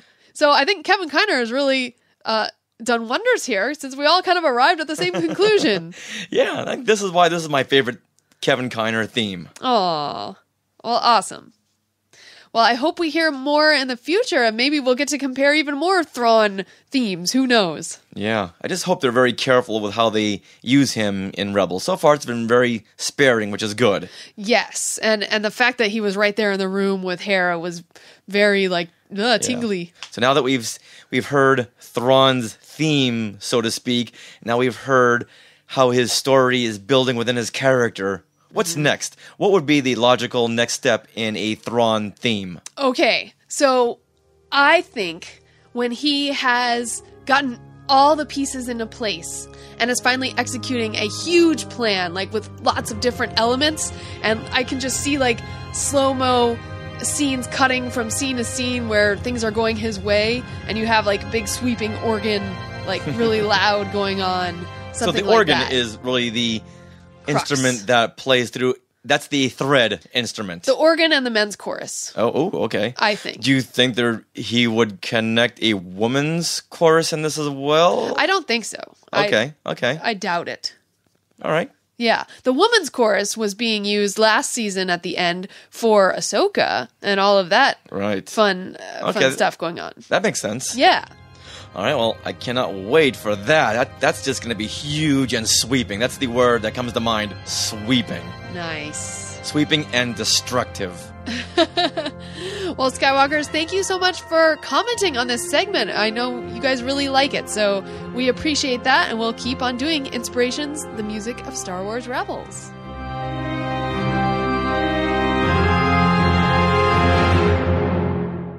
And now let's hear a Halloween Skywalker story from our good friend, Russell Flores. Author of Seen Unseen Disneyland. Skywalker stories. Sharing those Skywalker stories with Richard and Sarah. Skywalker stories. Wherever your fandom lies, chances are you have a story to tell. In today's Skywalker story, the Halloween edition, we have our good friend, Russell Flores. Hey, Russell. Hey, guys. Hey, welcome to the spooky edition of Skywalker Stories. Oh, now the pressure is on. What kind of spooky story do you have? Well, I don't know how spooky it is, but it's fun. Ooh. Just do it. It's Halloween. Just do it in a very spooky voice. Like Boris Karloff? Yeah. Boris Karloff. Or just do it as yourself. Just make it Halloween oriented and we're all good. Oh, perfect. So I was thinking about you did an interview with some people about the Mickey's Halloween party. Yes. Yeah. And I was thinking back to when we went. It's been a few years since we went. It's been about 5 years. But my sister-in-law had an exchange student from Japan, and she not only wanted to take her to Disneyland, but wanted to take her during Halloween. So we all got the bright idea of going actually on Halloween and going to the party. Wow. Yeah. So we all got dressed up, and back then, like I said, it was about 5 years ago, except for covering your face and, not tripping and stuff like that, it was pretty open. I dressed as a pirate. I didn't bring my sword just because it wouldn't lend itself to getting onto attractions and stuff. But my daughter dressed as Cheshire Cat. My wife dressed as a pirate winch. And Akari, our exchange student, dressed as Alice. Aww. And then my niece dressed as Mad Hatter. She dressed as the Mad Hatter. Oh, perfect. So we had a little bit of Alice going and a little bit of pirates going. And, we went – it really is a lot of fun because, they shut the park down. You get these bands. We got ours like about 4 p.m. About 6 or 7 whenever the party started. They sweep the park and basically kick everyone out who doesn't have a band. And for those who actually somehow manage to stay in, you can't get on the attractions. Right. So they actually check your bands before you get on attractions. So, but they had all sorts of, stuff. But the fun thing is that they set up what they call little neighborhoods, and you go and trick or treat. And, they have healthy foods, and then, of course, the foods that we got, which was the candy. And we had brought our own bags because we had gotten the tip. That was smart. Very smart. Yeah, because someone told us don't trust them with their bags because they'll try and give you these little itty bitty bags. So yeah, you can hold 3 pieces of candy corn. Yeah, exactly. But my daughter brought a regular pillowcase. She brought a pumpkin, pumpkin ones that you carry, and then I actually had a full size bag. So she would fill up her pumpkin, and then she would dump it into my bag, and then we'd go around, and they had them set up like 4 or 5 of them around the park. Just had a blast. Most of the attractions were walk-ons. In the back section, but in front of It's a Small World, they had 4 or 5 villains set up, and you get in line, and it's a long line. But once you get up there, it's villain, go to the next villain, go to the next villain, go to the next villain. So you got 4 villains after only waiting in line one time. So being the author of Seen Unseen Disneyland and more Seen Unseen Disneyland, did you see anything that you would put in a Halloween edition of your book, of your next book? I was actually asked by some mutual friends of ours over there at DisGeek. It was suggested to me to actually do a holiday section in one of my books, and I looked at that, and there's a lot of stuff, but I just wasn't I basically ran out of room in my last book. But specifically to Halloween, let me think if I could think of stuff. The big thing is to go around and look around at the pumpkins and all that kind of stuff, because like in Toontown, there's a pumpkin back there that's actually there year round, and and if you look at it, it's wearing glasses. Oh, funny. Is it wearing glasses November through September? It's actually wearing them year-round. That pumpkin is actually always there, and that particular pumpkin is actually an homage to Jack Lindquist, the first president of Disneyland. Oh, wow. Who also did a whole bunch of other stuff, like he invented the Disney Bucks and things like that. Really interesting man. Unfortunately, we just lost him earlier this year, but I was very lucky that I got to meet him late last year up at the Walt Disney Family Museum. So... that's one of the little things you can watch for, and you can actually watch for it year round. But it is a pumpkin, and it's back there in Toontown. You just got to look for it. Wow. But the thing with the trick or treating that was really kind of funny was my daughter just had a blast, of course. And the thing is, she's not a candy eater. She doesn't really eat candy. Normally when she trick or treated when she was younger, she would go trick or treat, go get all the candy. She would bring it back, and she would organize it, just like every other kid. That's what I do. Sort it into the different things. Yes. And then she put it away, and then the next day she'd organize it again, and then she'd put it away. And she never ate it, and then after 2 or 3 weeks, we'd end up throwing it away. Well, you have to do that because you have your A-list Snicker bar and Reese's Pieces and all the name brands. And the B-list candy, the Smarties, maybe some Starburst, and the C-list was stuff you just would throw away or tell a friend, hey, I bet you want some Mary Janes. I'll trade you 3 Mary Janes for your king-size Snickers. Exactly. But here's the really funny part about this is my candy-eating daughter, when we left on Monday evening after the party, we get to the airport, and her bag is 2 pounds overweight. And so the flight, the person checking us in, very nice lady at Southwest Airlines. She's like, "Oh, I'm sorry, your bag's a couple pounds overweight, but I noticed, that your bag is underweight. Maybe there's something you could take from your daughter's and move it." And I go, "Okay, well, she's got Halloween candy in there. We can move some of that." And the lady goes, "Oh, where did you get the Halloween candy?" And we go, "Well, at Disneyland." She goes, "Oh," and takes the bag and puts it through. She goes, "I'm not going to make your daughter get rid of her candy." I thought maybe you were going to bribe her with a chunky. Yeah, I should have given her a surprise for that. But. One of these Reese's peanut butter cups could have your name on it if you just look the other direction. Exactly. But yeah, so I thought that was very nice of the lady that she, realized how important that would be to a little kid coming from Disneyland and just passed it on. How old was she when the story took place? I want to say she was like 8 or 9. Okay. So pretty young. Is it fun going with your daughter to Disneyland and just experiencing these kind of events with her? Yeah, we actually had a really fun time. We've also done the Very Merry Christmas Party at Walt Disney World with her. And it was when we went for a trip. And the cast members talked us into going to the party. And so we're like, "Oh, okay, it's kind of expensive, but we'll go." And we just had a blast. Again, walk on the attractions, seeing my daughter's face, seeing all the, special characters, special shows, special fireworks. For the Merry Christmas Party, they have a food booth set up. So at their version of the Golden Horseshoe, you go in there and you say, "I'd like some cookies and cocoa." And their cocoa, I don't know what they do to it, but it is the best cocoa in the world. And it's like, well, how many cookies? It's not like, here's one cookie. It's like, how many do you want? 3, 4, 5? Whoa. And we just ate cookies and cocoa all night and went on attractions. And then they had a dance party at Max. Oh, it's your buddy, Max Rebo. Oh. Max Rebo, what? No, not Max Rebo. Oh, what's his name? Anyway. Rob Dellinger. What? Yeah. Anyway, one of the places there, they had a dance party and everything. So some friends of ours actually arrived 2 days before we were leaving. And so we spent the day before with them, and we were telling them about this party. And so they're like, "Oh, we should go. We should all go." But the only time we could go was our last night at Walt Disney World. So we all went to this party, and of course we were dead tired because we had to get up at like 3 a.m. to make our flight. Right. But we had a great time. And yeah, I just have a blast doing these things with my daughter.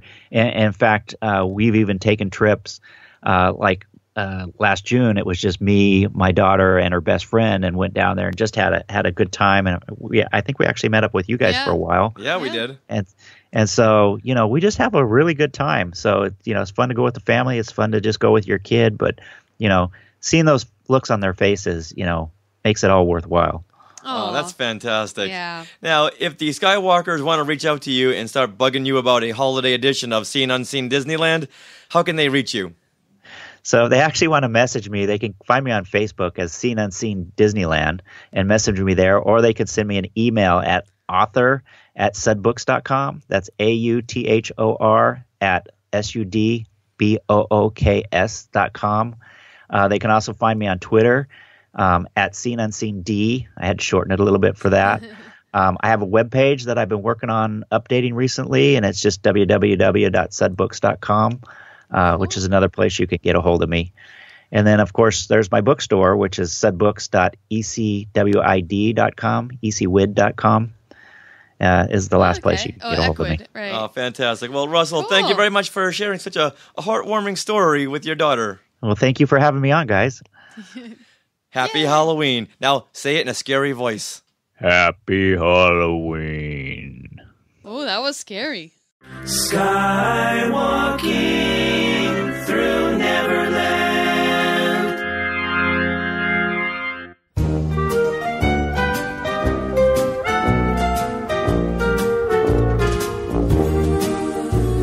On October 13th, we were invited to a press event at the California Science Center to see their new exhibit, The Science Behind PIXAR. Now, this is a hands-on exhibit that showcases the science, technology, engineering, and math, or as the kids are calling it, STEM, behind Pixar movies. And we spoke to some of the Pixar team that day about the stages of each production, which include modeling, rigging, surfaces, sets and camera, animation, simulation, lighting, and rendering. Wow. And they told us some very fascinating things we can't wait to share with you.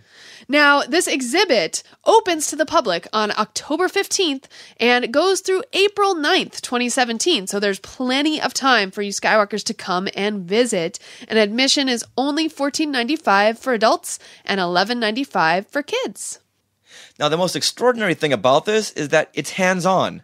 Yes, the whole exhibit. So you walk into the room and there is Sully right in front of you. So there's Pixar characters all over the place, and they will show you at each station what went into certain aspects of the stages of the production. Yeah, so at each station you can listen to something that teaches you something, and then each station also has a hands-on activity. Yeah, and like we were just saying with Sully, his station was all about rigging. Yes. So how he moves, how he walks, and not so much animating it, but how they're setting it up, which is huge, especially for a big character like Sully. Mm-hmm. Exactly. Yeah, and you could go into the interactive portion of that station. You could sit down, and half of Jessie's face, Jessie from Toy Story 2 was available, and you could actually, there was little buttons to move her eyelid, her eyeball, her what is this called? You can make facial expressions on Jessie just by moving the different. You can articulate the different points of her eye. Yeah. So you could raise her eyebrow, squint her eyes. There you go. Just so people could see. Oh, this is what goes into making a character express an emotion. Yeah. It was really neat. I think when watching these kids at these stations, you can really read their minds and like, oh, so the camera just wasn't pointed at Jessie and she did all this? But no, it took people months and months to go into this. Yeah. So immediately when we walked in there, we kind of wanted to know more about the exhibit in general. So we spoke with Diane Perlove, who is the Senior Vice President for Exhibits at the California Science Center. Is this something that you wanted to have here, or were you tapped by Pixar for this exhibit? Well, this exhibition, the museum that took the lead on this is the Boston Museum of Science. We're part of a collaborative of 5 other museums, and basically Boston Museum of Science took the lead and worked with PIXAR on this. The California Science Center just reviewed and advised throughout the process. Oh, that's my home turf, the Boston Museum. Awesome museum. They did a great job. So how long did it take to go from the planning stages to today? It took several years to develop this exhibit, and they worked very closely with the staff and the artists at PIXAR in order to do this. Wow. So with 17 films, feature films in Pixar's history, do you know what went into which ones were going to be represented? You know, I'm not sure how they made that decision, but it looks like what they did. They wanted to marry both the popular films as well as the ones that exemplified certain science principles. Okay. Well, what this exhibit does is it traces the 8 main steps in developing the films once the storyline and the artwork is done. It's the eight main parts of the technical pipeline. So it goes from creating the model, the character and the personality of the character, to the rigging, which creates the internal bone work, to the surfaces. All of these are different stages. The sets within which the actor acts, the lighting that's involved, the simulation of not necessarily the actor, but the sky and the ground and all the things around him. And then, of course, the animation, which is the actual character itself, making the character act. And then rendering, the final step, which is putting it all together to create the image on film. And then it comes to a theater near us. Yes, that's right. There's science and math in each of those. A lot of zeros and ones. Yes, in each of those stages. Well, as for the exhibit itself, now, how long will it be running? When can we all go see it? The exhibit opens on October 15th, and it runs through April 9th. Oh, great. So several months. Several months. And what's nice about the exhibit is as guests moved through each of the different stations, they can actually interact and change something in some of the clips and some of the images to see how important that element is and what it would be like without it. In the industry, we call that special edition. A special edition, yeah. Today we're here with all the media. Has there been an opening for just the kids to see their responses? Well, we have some kids today. They're coming at 11 o'clock to see the exhibit. But they'll come starting on Saturday. They'll come, and during the mornings we have tons of school groups that will come through here. And then, of course, parents bring their kids every day. Okay, great. You must be really looking forward to seeing their reactions, because they've seen these movies a million times. Now it's like, oh, okay, underneath Buzz's skin, he's a big graph. Yes, which is a big reason of why we wanted to bring the exhibit here, because it's a great hook to get kids interested in science learning, because they already love animation, but there's such a rich mix of art and science principles within this process that it's just a really great way to get kids interested in science. Absolutely. Now, what is your favorite piece of this exhibit? You know, one of my favorite pieces, there's so much of it, is this part of, in the simulation, you can look at a clip from Brave, and you can turn on and off some of the simulations, because simulation consists of making the objects move. Sort of making the hair move on an actor, making the clouds roll by. So it's turning those on and off and seeing the impact. I really like that. Another one I really like is in the sets where you can create grass. So you make the grass and you decide how the color and the thickness and the length of the blades, and then once you program what you want and the regularity of it, you push a button and you see the impact. Okay, yeah, that's probably my favorite. It's a great thing to change. There's all kinds of things here to see. Was there one thing that really surprised you when they were setting all this up? You saw something you went, I never knew that went into doing this. You know, I never knew the difference between animation and simulation before, and I thought they were sort of done at the same time, and now I realize how that the person who creates the actor and makes the actor move is someone different than the person who creates the hair of the actor move or the clothing on the actor move. And by actor, I meant the virtual actor in the film. Okay, so simulation would be like the clothing and the hair. Yes. And the animation is like moving of the face. Yes, the body, right. Okay. It's making the characters act. Yeah. I think kids will not only be interested in science, but also filmmaking, because they can do all this on their iPhone now. Oh, they can do a lot of it, yes, themselves, which is wonderful. We were creating budding animators here. Has there been a program where you do something like this and then do maybe a side program where you have kids make their own shorts? We have summer science workshop classes at the California Science Center, and I don't know if we're offering it this summer, but in previous years we have had an animation class where kids can learn about animation in our summer workshop classes. Wow. Well, there's a lot to work with there. Yes. And maybe doing like a young kid film festival from what they've learned from something like the Science Behind PIXAR. Oh, that would be wonderful. Yeah. Wow. And being right next to USC. Yes. Yes. USC is just going, okay, all right, kids, you got to come right over here when you're done with that. I know you're only 8, but you know what? Your film was really good, so come on over. Yeah, we'll enroll you at 13 years old. That's right, absolutely. Well, thank you so much, Diane. You're really a fountain of knowledge, and we're so excited. Oh, this good. is opening here. Thank you so much. Thank you so much for coming. I appreciate well, it. Thank you very much. Bye-bye. Thank you. Good luck catching your plane. Yes. Okay, thanks. Bye-bye. Bye. I think the next PIXAR event pretty much writes itself right there. Having these kids come in and make their own PIXAR-esque movies. Oh, yeah. I could see like a 4-week kind of summer camp where at the beginning you go tour this exhibit, and then for each week you have like 2 things that you focus on, like the modeling and the rigging one week, and the, all that. The modeling and the camera. Yeah, the lighting. The lighting, yeah.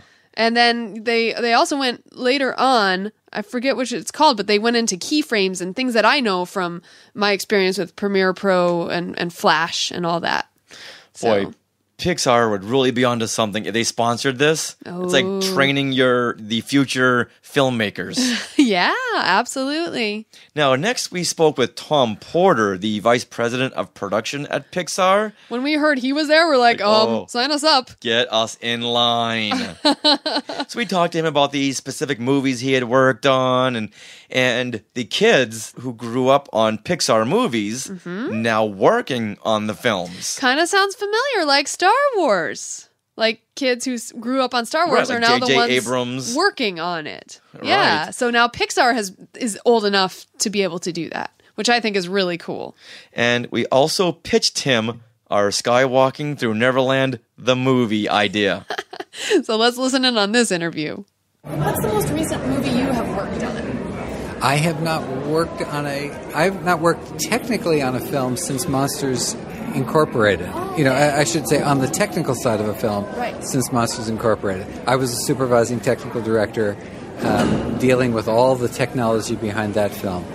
For Cars, I jumped more onto the production side. I was an associate producer for Cars, an associate producer for Wall-E, and then I got into this current job overseeing all of production. I have nothing to do with the creative side. Don't compliment me if you like the films.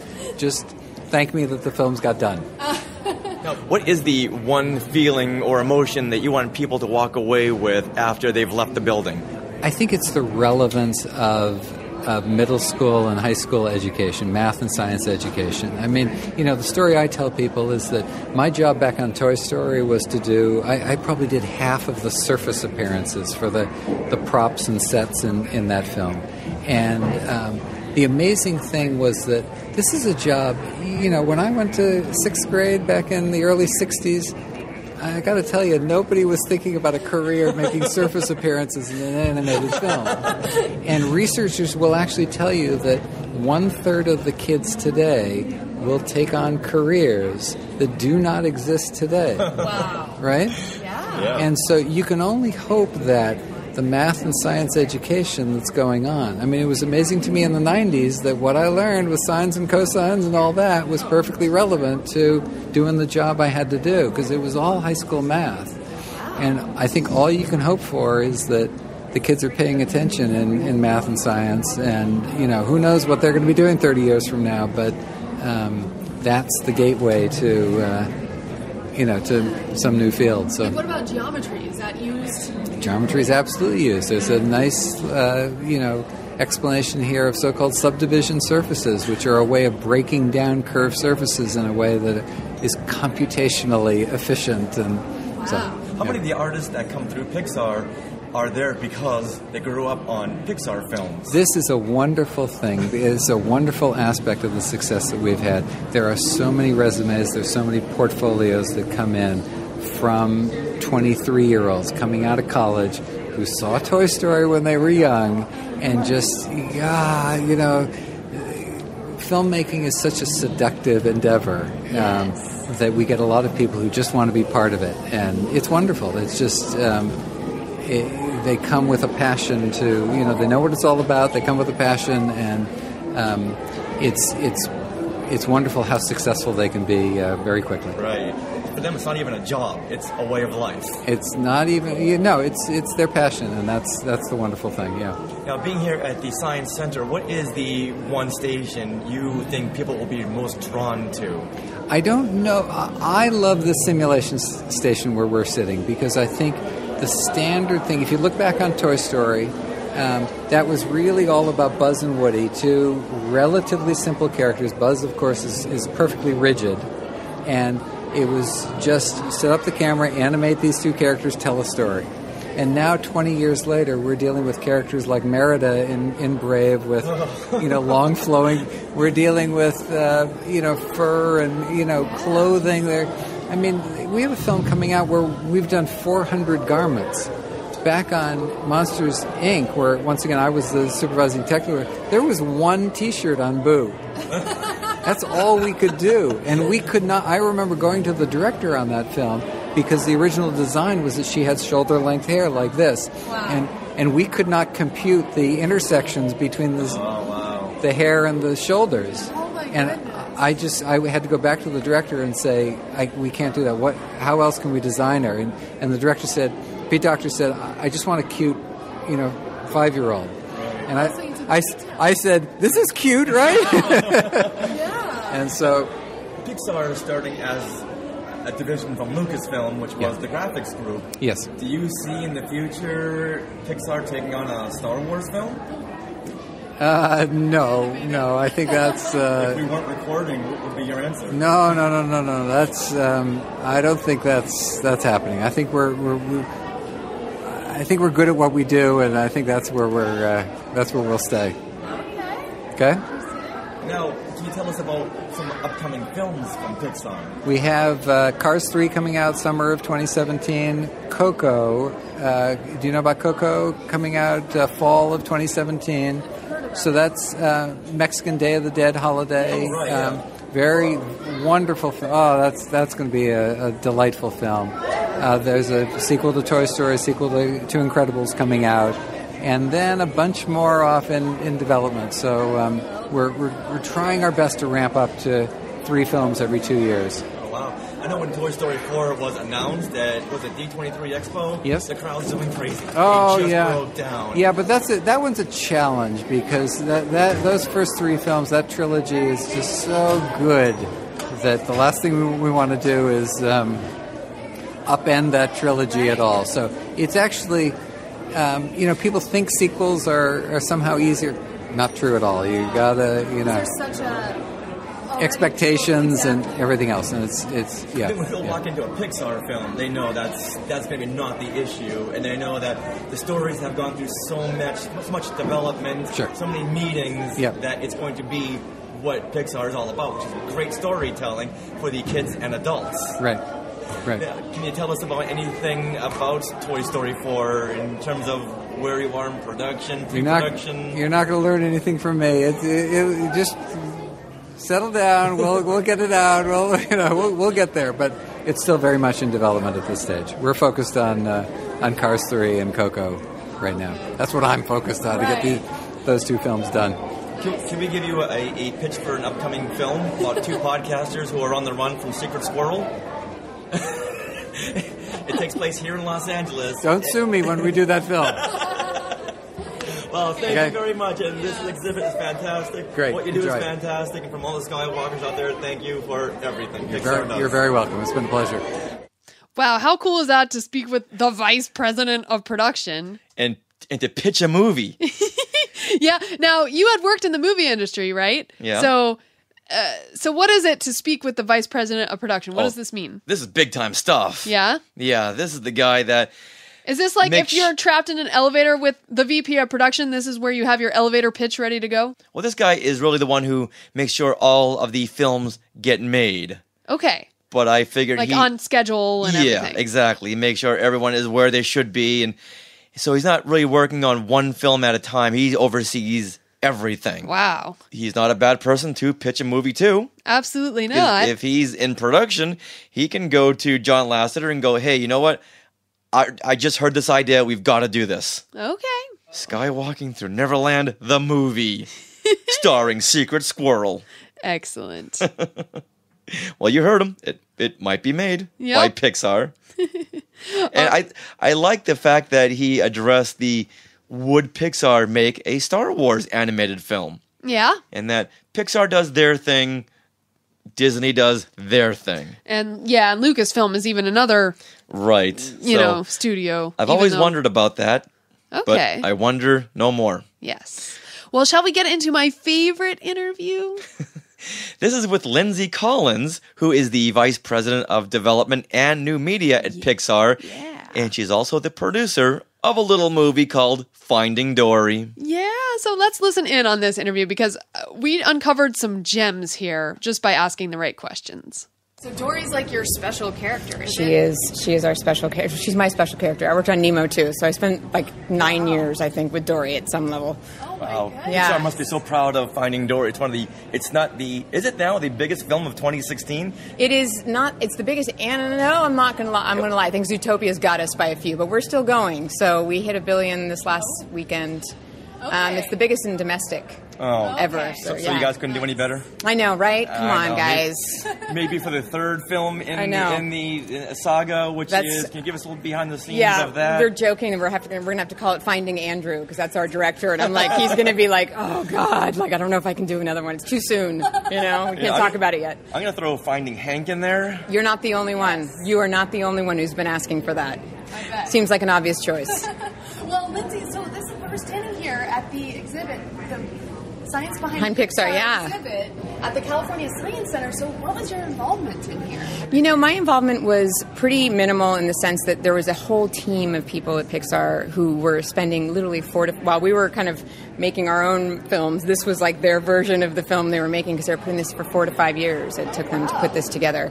So, they were doing everything to make sure that every aspect of our pipeline is represented kind of equally in here, and in a way that it's translated into a very kind of fun and tactile and kind of tangible way, because some of it's pretty heady stuff and pretty complicated from a mathematics and kind of scientific standpoint. So to be able to kind of take what is traditionally a pretty specialized skill set and turn it into something that I think anybody from the age of 1 to 101 can come in and understand, at least at some level, kind of how that works is pretty great. Right. So what kind of behind-the-scenes information are we finding about Finding Dory that we don't see on the featurettes on the DVD? Well, I think for Finding Dory, so we stopped, there's the only thing you have from Dory is actually this, because they stopped it Inside Out because they had to finish it by then. So I know, I'm hoping they're going to update it with Dory, but I think they have Nemo stuff in here, and a lot of what they talk about that I think specific to Dory and Nemo is all of the lighting underneath the water, because it's, I think we take it for granted that you're sitting at the cameras underwater when you're watching the movie, but so much of that it's not. It's in a void. So you have to add, caustic lighting and murk and particulate matter and all the reflections and the refractions from the surface of the water, and all of that is what gives you the sense that you're underwater. And so trying to kind of break that down for people that they just kind of hopefully magically accept when they're watching the movie, and try to get them to think about, like, oh my God, they don't get anything for free. Nothing exists. It's not like they can take a camera actually underwater and start filming. It's like we have to create that. Create each layer of it from scratch, We're standing here next to a beautiful Dory Yes. exhibit, and Yes. I believe it's having to do with lighting. It is having to do with lighting, and so there's an interactive thing over there that shows you that as you change the temperature of the light, you can go from a sense of all of a sudden you just know that it's a morning scene to all of a sudden if you change it to a cooler light, you go, oh, that's moonlight. Wow. Your brain just kind of translates it immediately to like, oh, I understand that's... And then we use that not only to give you a time of day and to ground you in the reality, but also the art directors are using it to kind of give you a sense of tone. And how do you emotionally want to be feeling in this scene? If it's a scary scene, you'll start to see the contrasts of shadow and light start to get amped up a little bit, and you'll see the color change in that scene. So everything is kind of art directed to kind of work with the story. Wow. What is the biggest leap from Finding Nemo to Finding Dory in terms of technology? Hank was one of the biggest ones. We would never been able to do Hank, ever. It's like, in fact, we almost weren't able to do Hank on this film. We kind of said that the animators and the character artists were like, I'm sorry, did you say that there's an octopus in the... We can give you 7 tentacles. Yeah, exactly. The 8th one is too much. No. That's exactly right. We can't do it. It took about 1.5 years to build him. Because if you think about it, it's almost all fluid simulation. There's no skeleton in there. I mean, an octopus in real life can go down into tiny little holes and then grow into these larger things. So just trying to mimic that was something that we wanted to make sure it felt like it didn't feel cartoony. You wanted it to feel like he was really moving along the ground, and they take that very seriously and like studying.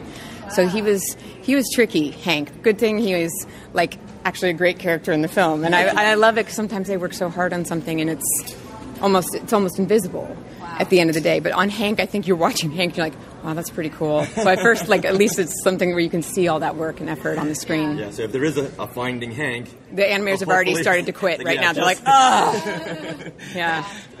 Spoiler, at the end, he doesn't find his family. Yeah, exactly. Okay? Nobody else. There's only one in the whole ocean. Well, I have a question for you. Part of your title is New Media. Yeah. And what is your involvement with that? Well, it's just, right now we're trying to make sure that we're exploring and getting to know as much as we can about different ways of storytelling. And so, everything from, obviously we do short form storytelling already, but we're looking at virtual reality and seeing what kind of things there are out there and if there's an opportunity for Pixar to do something cool in there. We're looking at maybe if there's even shorter format stuff to do that would be fun for us to do.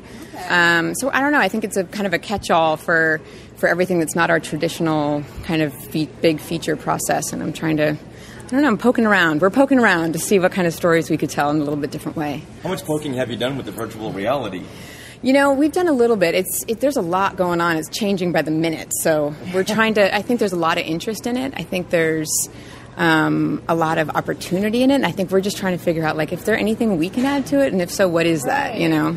Yeah, I know one of the biggest things that came out of Star Wars Celebration was their virtual reality. It's pretty cool. Thing. And, like, everyone who experienced that was like, oh my God, that was the best thing. Well, who doesn't want to have a lightsaber? I mean, like, just done. I mean, I think they had, like, the easiest, like, they're like, just give them a lightsaber and let them run around with the thing, you know. And look all around. Yeah, and look all around. It's pretty cool. In this world. It's pretty cool. Wow. Now, when you watch Finding Dory, what is the one part that you go, hey, I did that. That was me. That was me. You know, well, for me, it's really kind of special because the voice of little baby Dory is my daughter. Oh. So for me, thank you. No, I know. So she started when she was 4.5 and we finished when she was 7 and she was recording. So for me, it's like this time capsule almost of, like, it's impossible for me to separate the two. And so it's like, and it was funny, I had no problem with it. I would listen to it and she would scream and cry and all this stuff. And then the minute it got animated, I almost couldn't watch the scenes. And it was so much about the performance that the animators gave to her voice. You know, almost as a parent, like I like had to prepare my husband who hadn't seen anything before we walked in. I was like, dude, just so you know, it's going to be hard to watch at moments because, you know, our little daughter is the voice. So that's to me, when I go, oh my gosh, that's me, I go, oh my gosh, that's her. So when we had seen the screening over at Burbank, that first shot was little Dory. Yeah. Everyone in the audience, a collective, I know. My daughter started to refer to it as her movie about, 2 years ago. She's like, when is my movie going to be done? I'm like, I don't. So, yeah. All right, now to wrap it up, can you tell us anything else that you're working on in the future that we can look forward to, other than Finding Hank? Right. I'm trying to make sure that we have movie. I mean, right now I'm looking at, I'm trying to make sure that there's movies lined up to go for summer 21. So I am like looking way down the road right now. All right. Yeah. We have your afternoon cut up for you then. Thank you very much for talking with us. So much. It was nice to meet you. Appreciate it. Yeah, thanks for coming. As an April Fool's joke, she ought to tell her staff, hey, guess what, guys? We're going into production of Finding Hank. Yeah. Aw. How amazing is that? You just happen to ask the right question. It's like, oh, my daughter was little Dory. Yeah. What? And the fact that she started when she was 4 years old, by the time the movie was done, she was 7. Yeah. Wow. I gotta go like see those scenes again, just to be like, oh. Yeah. And I like the fact that Pixar is thinking of new ways to watch movies. Yes. And I think this VR thing is going to be humongous as soon as they know how to do it properly. Like with 3D, at first, it was a novelty that you enjoyed and didn't really focus on the fact that it was cheap. Right. And I'm talking about the films of the 1950s or even in the 80s when they tried to bring it back. So I can't wait to see what they're going to do with virtual reality. I love anything. I mean, new media. I had to know what that meant in her title, which, yeah. So exciting. All right. Well, we went around the exhibit a little more, did a few more interactive things. But while we were doing that, some kids had entered. Yeah, they let the school next door in. Right. And it was so much fun watching these kids. Mm-hmm. Yeah, they were, about 10 to 13 or something? Yeah, that's about right. Around that age, yeah. So they were, old enough to, understand what they were doing. Yeah, so we talked to a bunch of kids here about their favorite Pixar films and what exhibits they've seen so far. And we also talk about future job possibilities. So now we're over here at the surfacing station, and we have a couple of kids here, and this one girl, she made me a present. What's your name? Caitlin. Caitlin? Caitlin just made me a present. Caitlin, what are we looking at right over here? A present and a fake box. Yeah. Fake box. So we have this piece of fabric that wraps around this box to show you how surfacing works on these Pixar models. So let's say if you could have anything that you could wrap that box with, what would you want it to look like? This. You want it to look like a present. I like that. Yeah. What's in your present? Nothing. Nothing? Nothing? Use Just your hairs.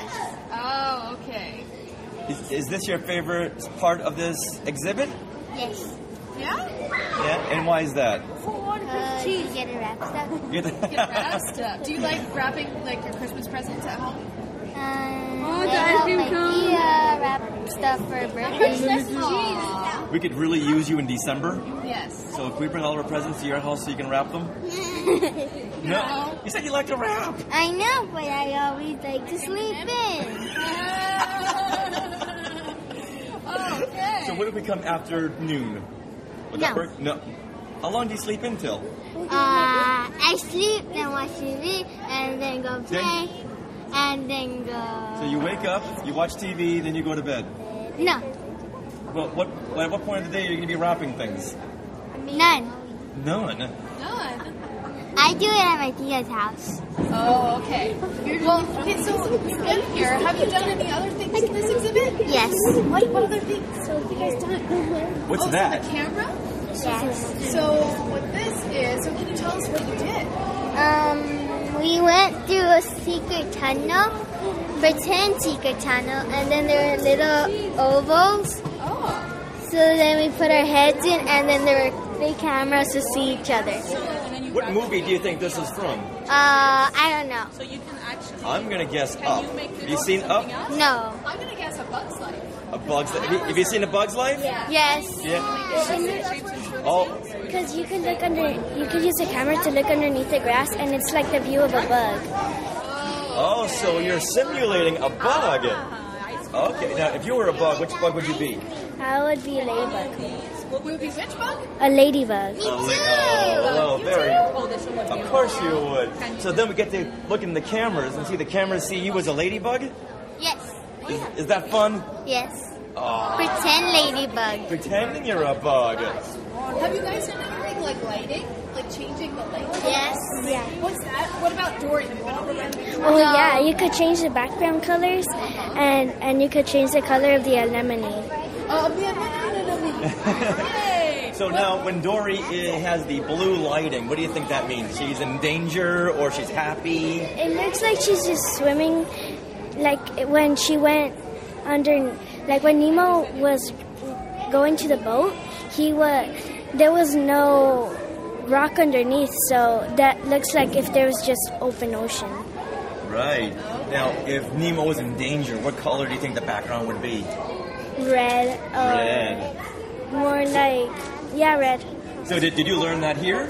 That it'd be a red background for danger? Well, I was experimenting, and it looks like red is more dangerous. All right. What would be your favorite background color in that lighting? Blue. You like blue? Blue looks good in water, huh? And you guys did that too? No, but I will. You will, yeah. I did surface space. Surfaces. So learning about surfaces, what do you do over here? You gotta choose like a title, and then you gotta design it from the back. And there's like one side that says if you want it to not be like ugly, and one to be rough and like really ugly. Yeah, so you're designing what is that? Like our car. Yeah. Hood of a car. That's super cool. Now, you know what? There's a modeling station over there. What do you think you do over there? Because I haven't been over there yet. I don't know. Which one? Right over there, right by Buzz Lightyear. No, I haven't done it. Have you been over there to the camera basics to see WALL-E? WALL-E, no. Yeah, that one teaches you all about rack focusing and focusing on something in the foreground, focusing on WALL-E. Do you like your favorite, Richard? I do love that. Yes. I haven't watched that. You haven't seen WALL-E yet? No. Oh my! Then you have homework. Do you have homework at school? Well, right now, tell your teachers that Richard from Skywalking Through Neverland told you that you're gonna watch WALL-E before you do anything else. Okay? Just don't use my last name. What was the last Pixar movie that you watched that you really, really liked? Pixar movie, I haven't watched any. Haven't watched any? Oh, so you're learning from the ground up. Where you had... What? Tell me your name again? Daisy. Daisy. What's your favorite Pixar film that you've seen? They're too good for me to decide. Oh, okay. You like Inside Out? That's a cop-out. Well, there is no Inside Out here, is there? Oh, we see Inside Out? Yeah. There's like, they made something like, they made the joy and something else. Where are those? what's your favorite emotion? Do you like I like joy or sadness? I liked joy, and sometimes I got really mad at sadness for being how she is. Yes. She, instead of more sadness, sometimes she was more lazy. More lazy, yes. She would just plop down on the floor, and Joy would have to drag her places. Yeah. Yeah, well, that comes with age. Are there any characters over here that you don't know, that you've never seen before? I know you haven't seen Wally yet. Nope. I won't do that again, but... Sorry about that. I know all of the characters here. Yeah? I've seen the movies. Okay, so you know all of them. Yeah. Who's that flying pig right over there? Oh, that's from Toy Story. Yeah. He's the piggy bank of Andy. Yeah. When they told you that you would be coming here today, were you excited about this? Yeah. Yeah. What made you most excited? That we could actually be touching it. It would be an exhibition, not a movie. And we could experience learning about it like this. We could put the tops on. And we could learn about animation instead of in a movie where we just see it. Right. Now, we were talking to a couple of other kids that said that they might want to do this when they grow up. Do you think you'd want to do this when you grew up? Maybe. Really? Which part would you want to do? I would want to do the animation. Oh, the animation. All right, up top. All right, thank you very much, Daisy. Bye-bye. Thanks for talking. So Skywalkers, once again, the Science Behind PIXAR exhibit. It started on October 15th and goes all the way through April 9th, 2017. So that is at the California Science Center, which is right in downtown LA next to USC. And the actual address is 700 Exposition Park Drive. Admission is only $14.95 for adults, $11.95 for kids. And for more info, please go to californiasciencecenter.org. And if you go, we want to see pictures, so please share that with us, either at Skywalking Pod on Twitter, or you can post in our Facebook group. Now, as we were wrapping up for the day, there were some super excited kids who wanted to be on a podcast. Yep. And we had them do a little something for us as our wrap-up. We are from Alexander Science Center School. Never land on Alderaan. To remind you never to land on Alderaan. And to infinity and beyond. Yeah, exactly. Okay, when we cut it all together, it'll sound perfect. We are from Alexander Science Center School, reminding you to never land on Alderaan. And to infinity and beyond.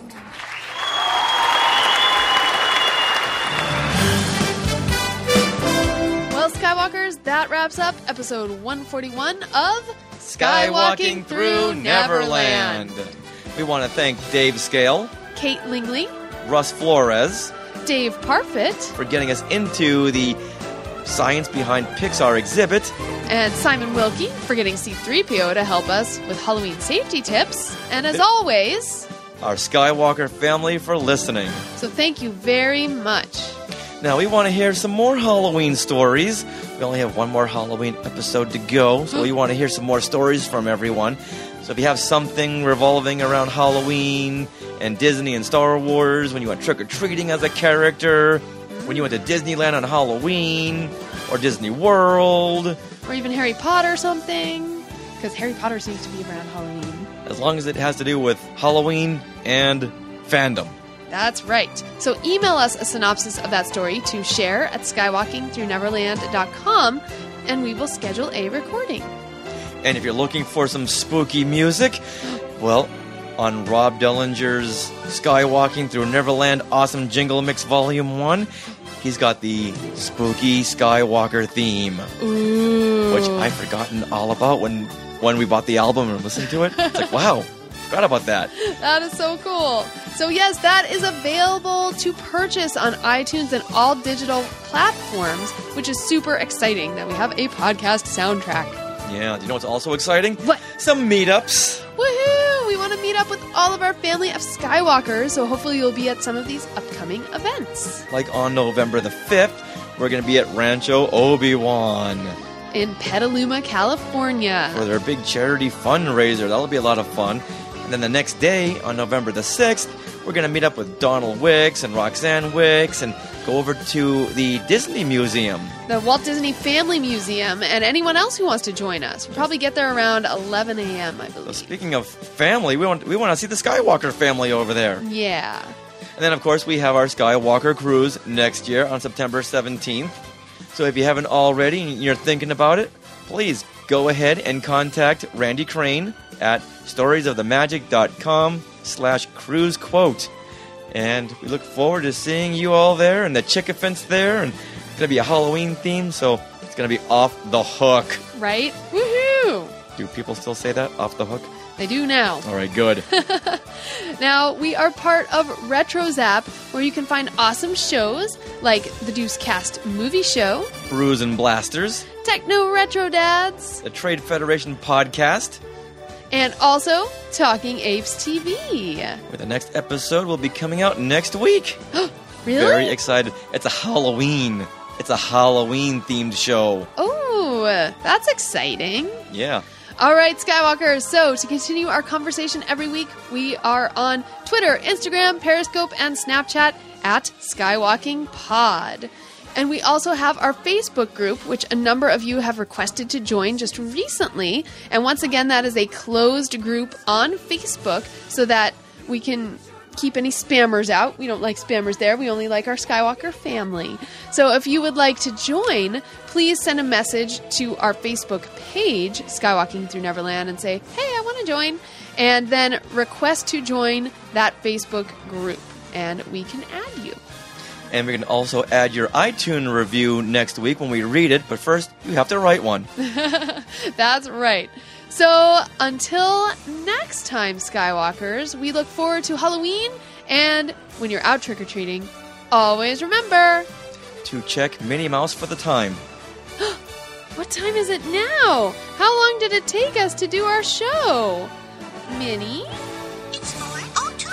Good afternoon. That's a long recording. All right, gotta wrap it up, gotta put the show out, and get ready for our next big Halloween episode next week with 142, Trick-or-Treating with the Skywalkers. Neverland on Alderaan. Some imagination, huh?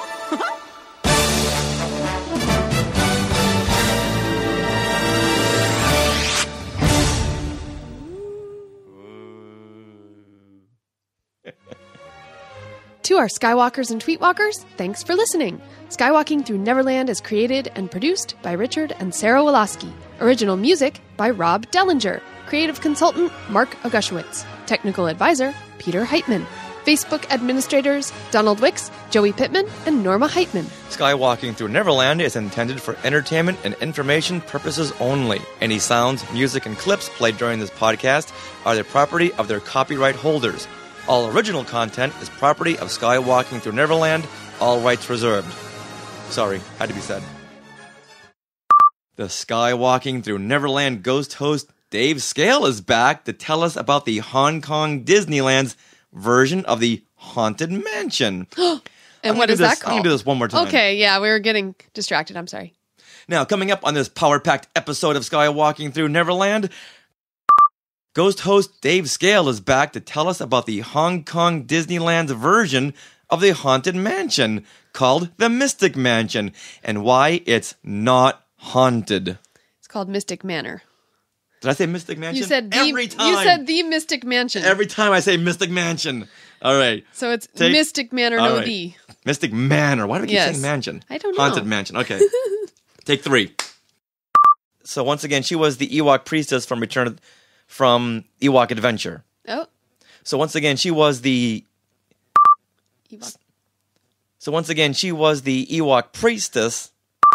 So once again, she was the Ewok priestess from Ewok Adventure. Okay. Action. All right, so go ahead and tell me that note again.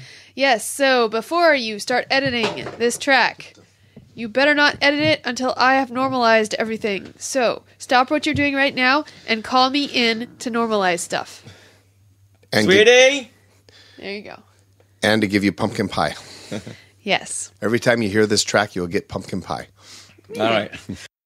In our continuing salute to Halloween, we are joined by our... Bleh. This time, when we travel all the way to Hong Kong Disneyland to visit their version when we travel. But Yeah. you should know the next name of Lord Manor, of Lord... But we all know the next name who plays Lord... Henry Mystic. Yeah. One more time. So Albert is pinned to the wall. He is. Will he get out of this one? We find out in the next room, the Chinese salon. Ooh. The what? I don't know if I said it right. The technology was really important. Joe Lanzira's... how do they say his name? Lanziro. Well, I'm not an expert, Rich. At least... Well, I'm not an expert, Rich, but I know somebody who is. I actually have somebody on speed dial.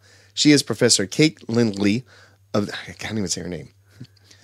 She is Professor Kate Lingley of University of Hawaii at Manoa. She said. Okay. Oh. You read that? I think they learned their lesson with Euro Disney, and the fact that, Euro Disney, before they, rebranded it Disneyland Paris, they kind of plopped down Disneyland in Europe and thought, oh, people will come. And it was really unpopular because it didn't really account for the taste of Europeans. Like, no alcohol in the parks. I mean, Europeans, even as kids, you have alcohol with every meal. The water fountains? Yeah. Budweiser. I had read about that too, and they learned their lesson from... What did I say? Hurry back. Oh, okay. Hold on, okay. So, should we... Yep. And now, those Skywalkers in our Facebook group... Oh, I'm sorry, they got distracting. Yes.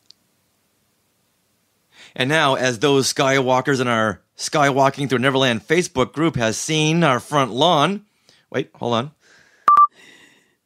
You and All your right. tenses. Yes. And now let's move on to some more Halloween fun. Now, those people on our Facebook group... Nope, one more time. This part wasn't... What are you trying to say? I'm thinking of one of my awesome transitions. Oh, okay. All right, Skywalkers. I know, lunchtime. It's kind of lunchtime, too. All right, everyone. We'll see you next time. Yay. Thank you for joining us, and thank you for tuning in, even though I forgot to label this one. Whoops. All right. It'll be out Thursday. Bye, guys. Happy Halloween. So until then, boo-ha-ha-ha-ha-ha.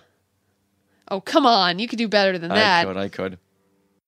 As they anxiously awaited in line at the beautiful Star Wars Land concept art sign. You want to say that again? I sure do.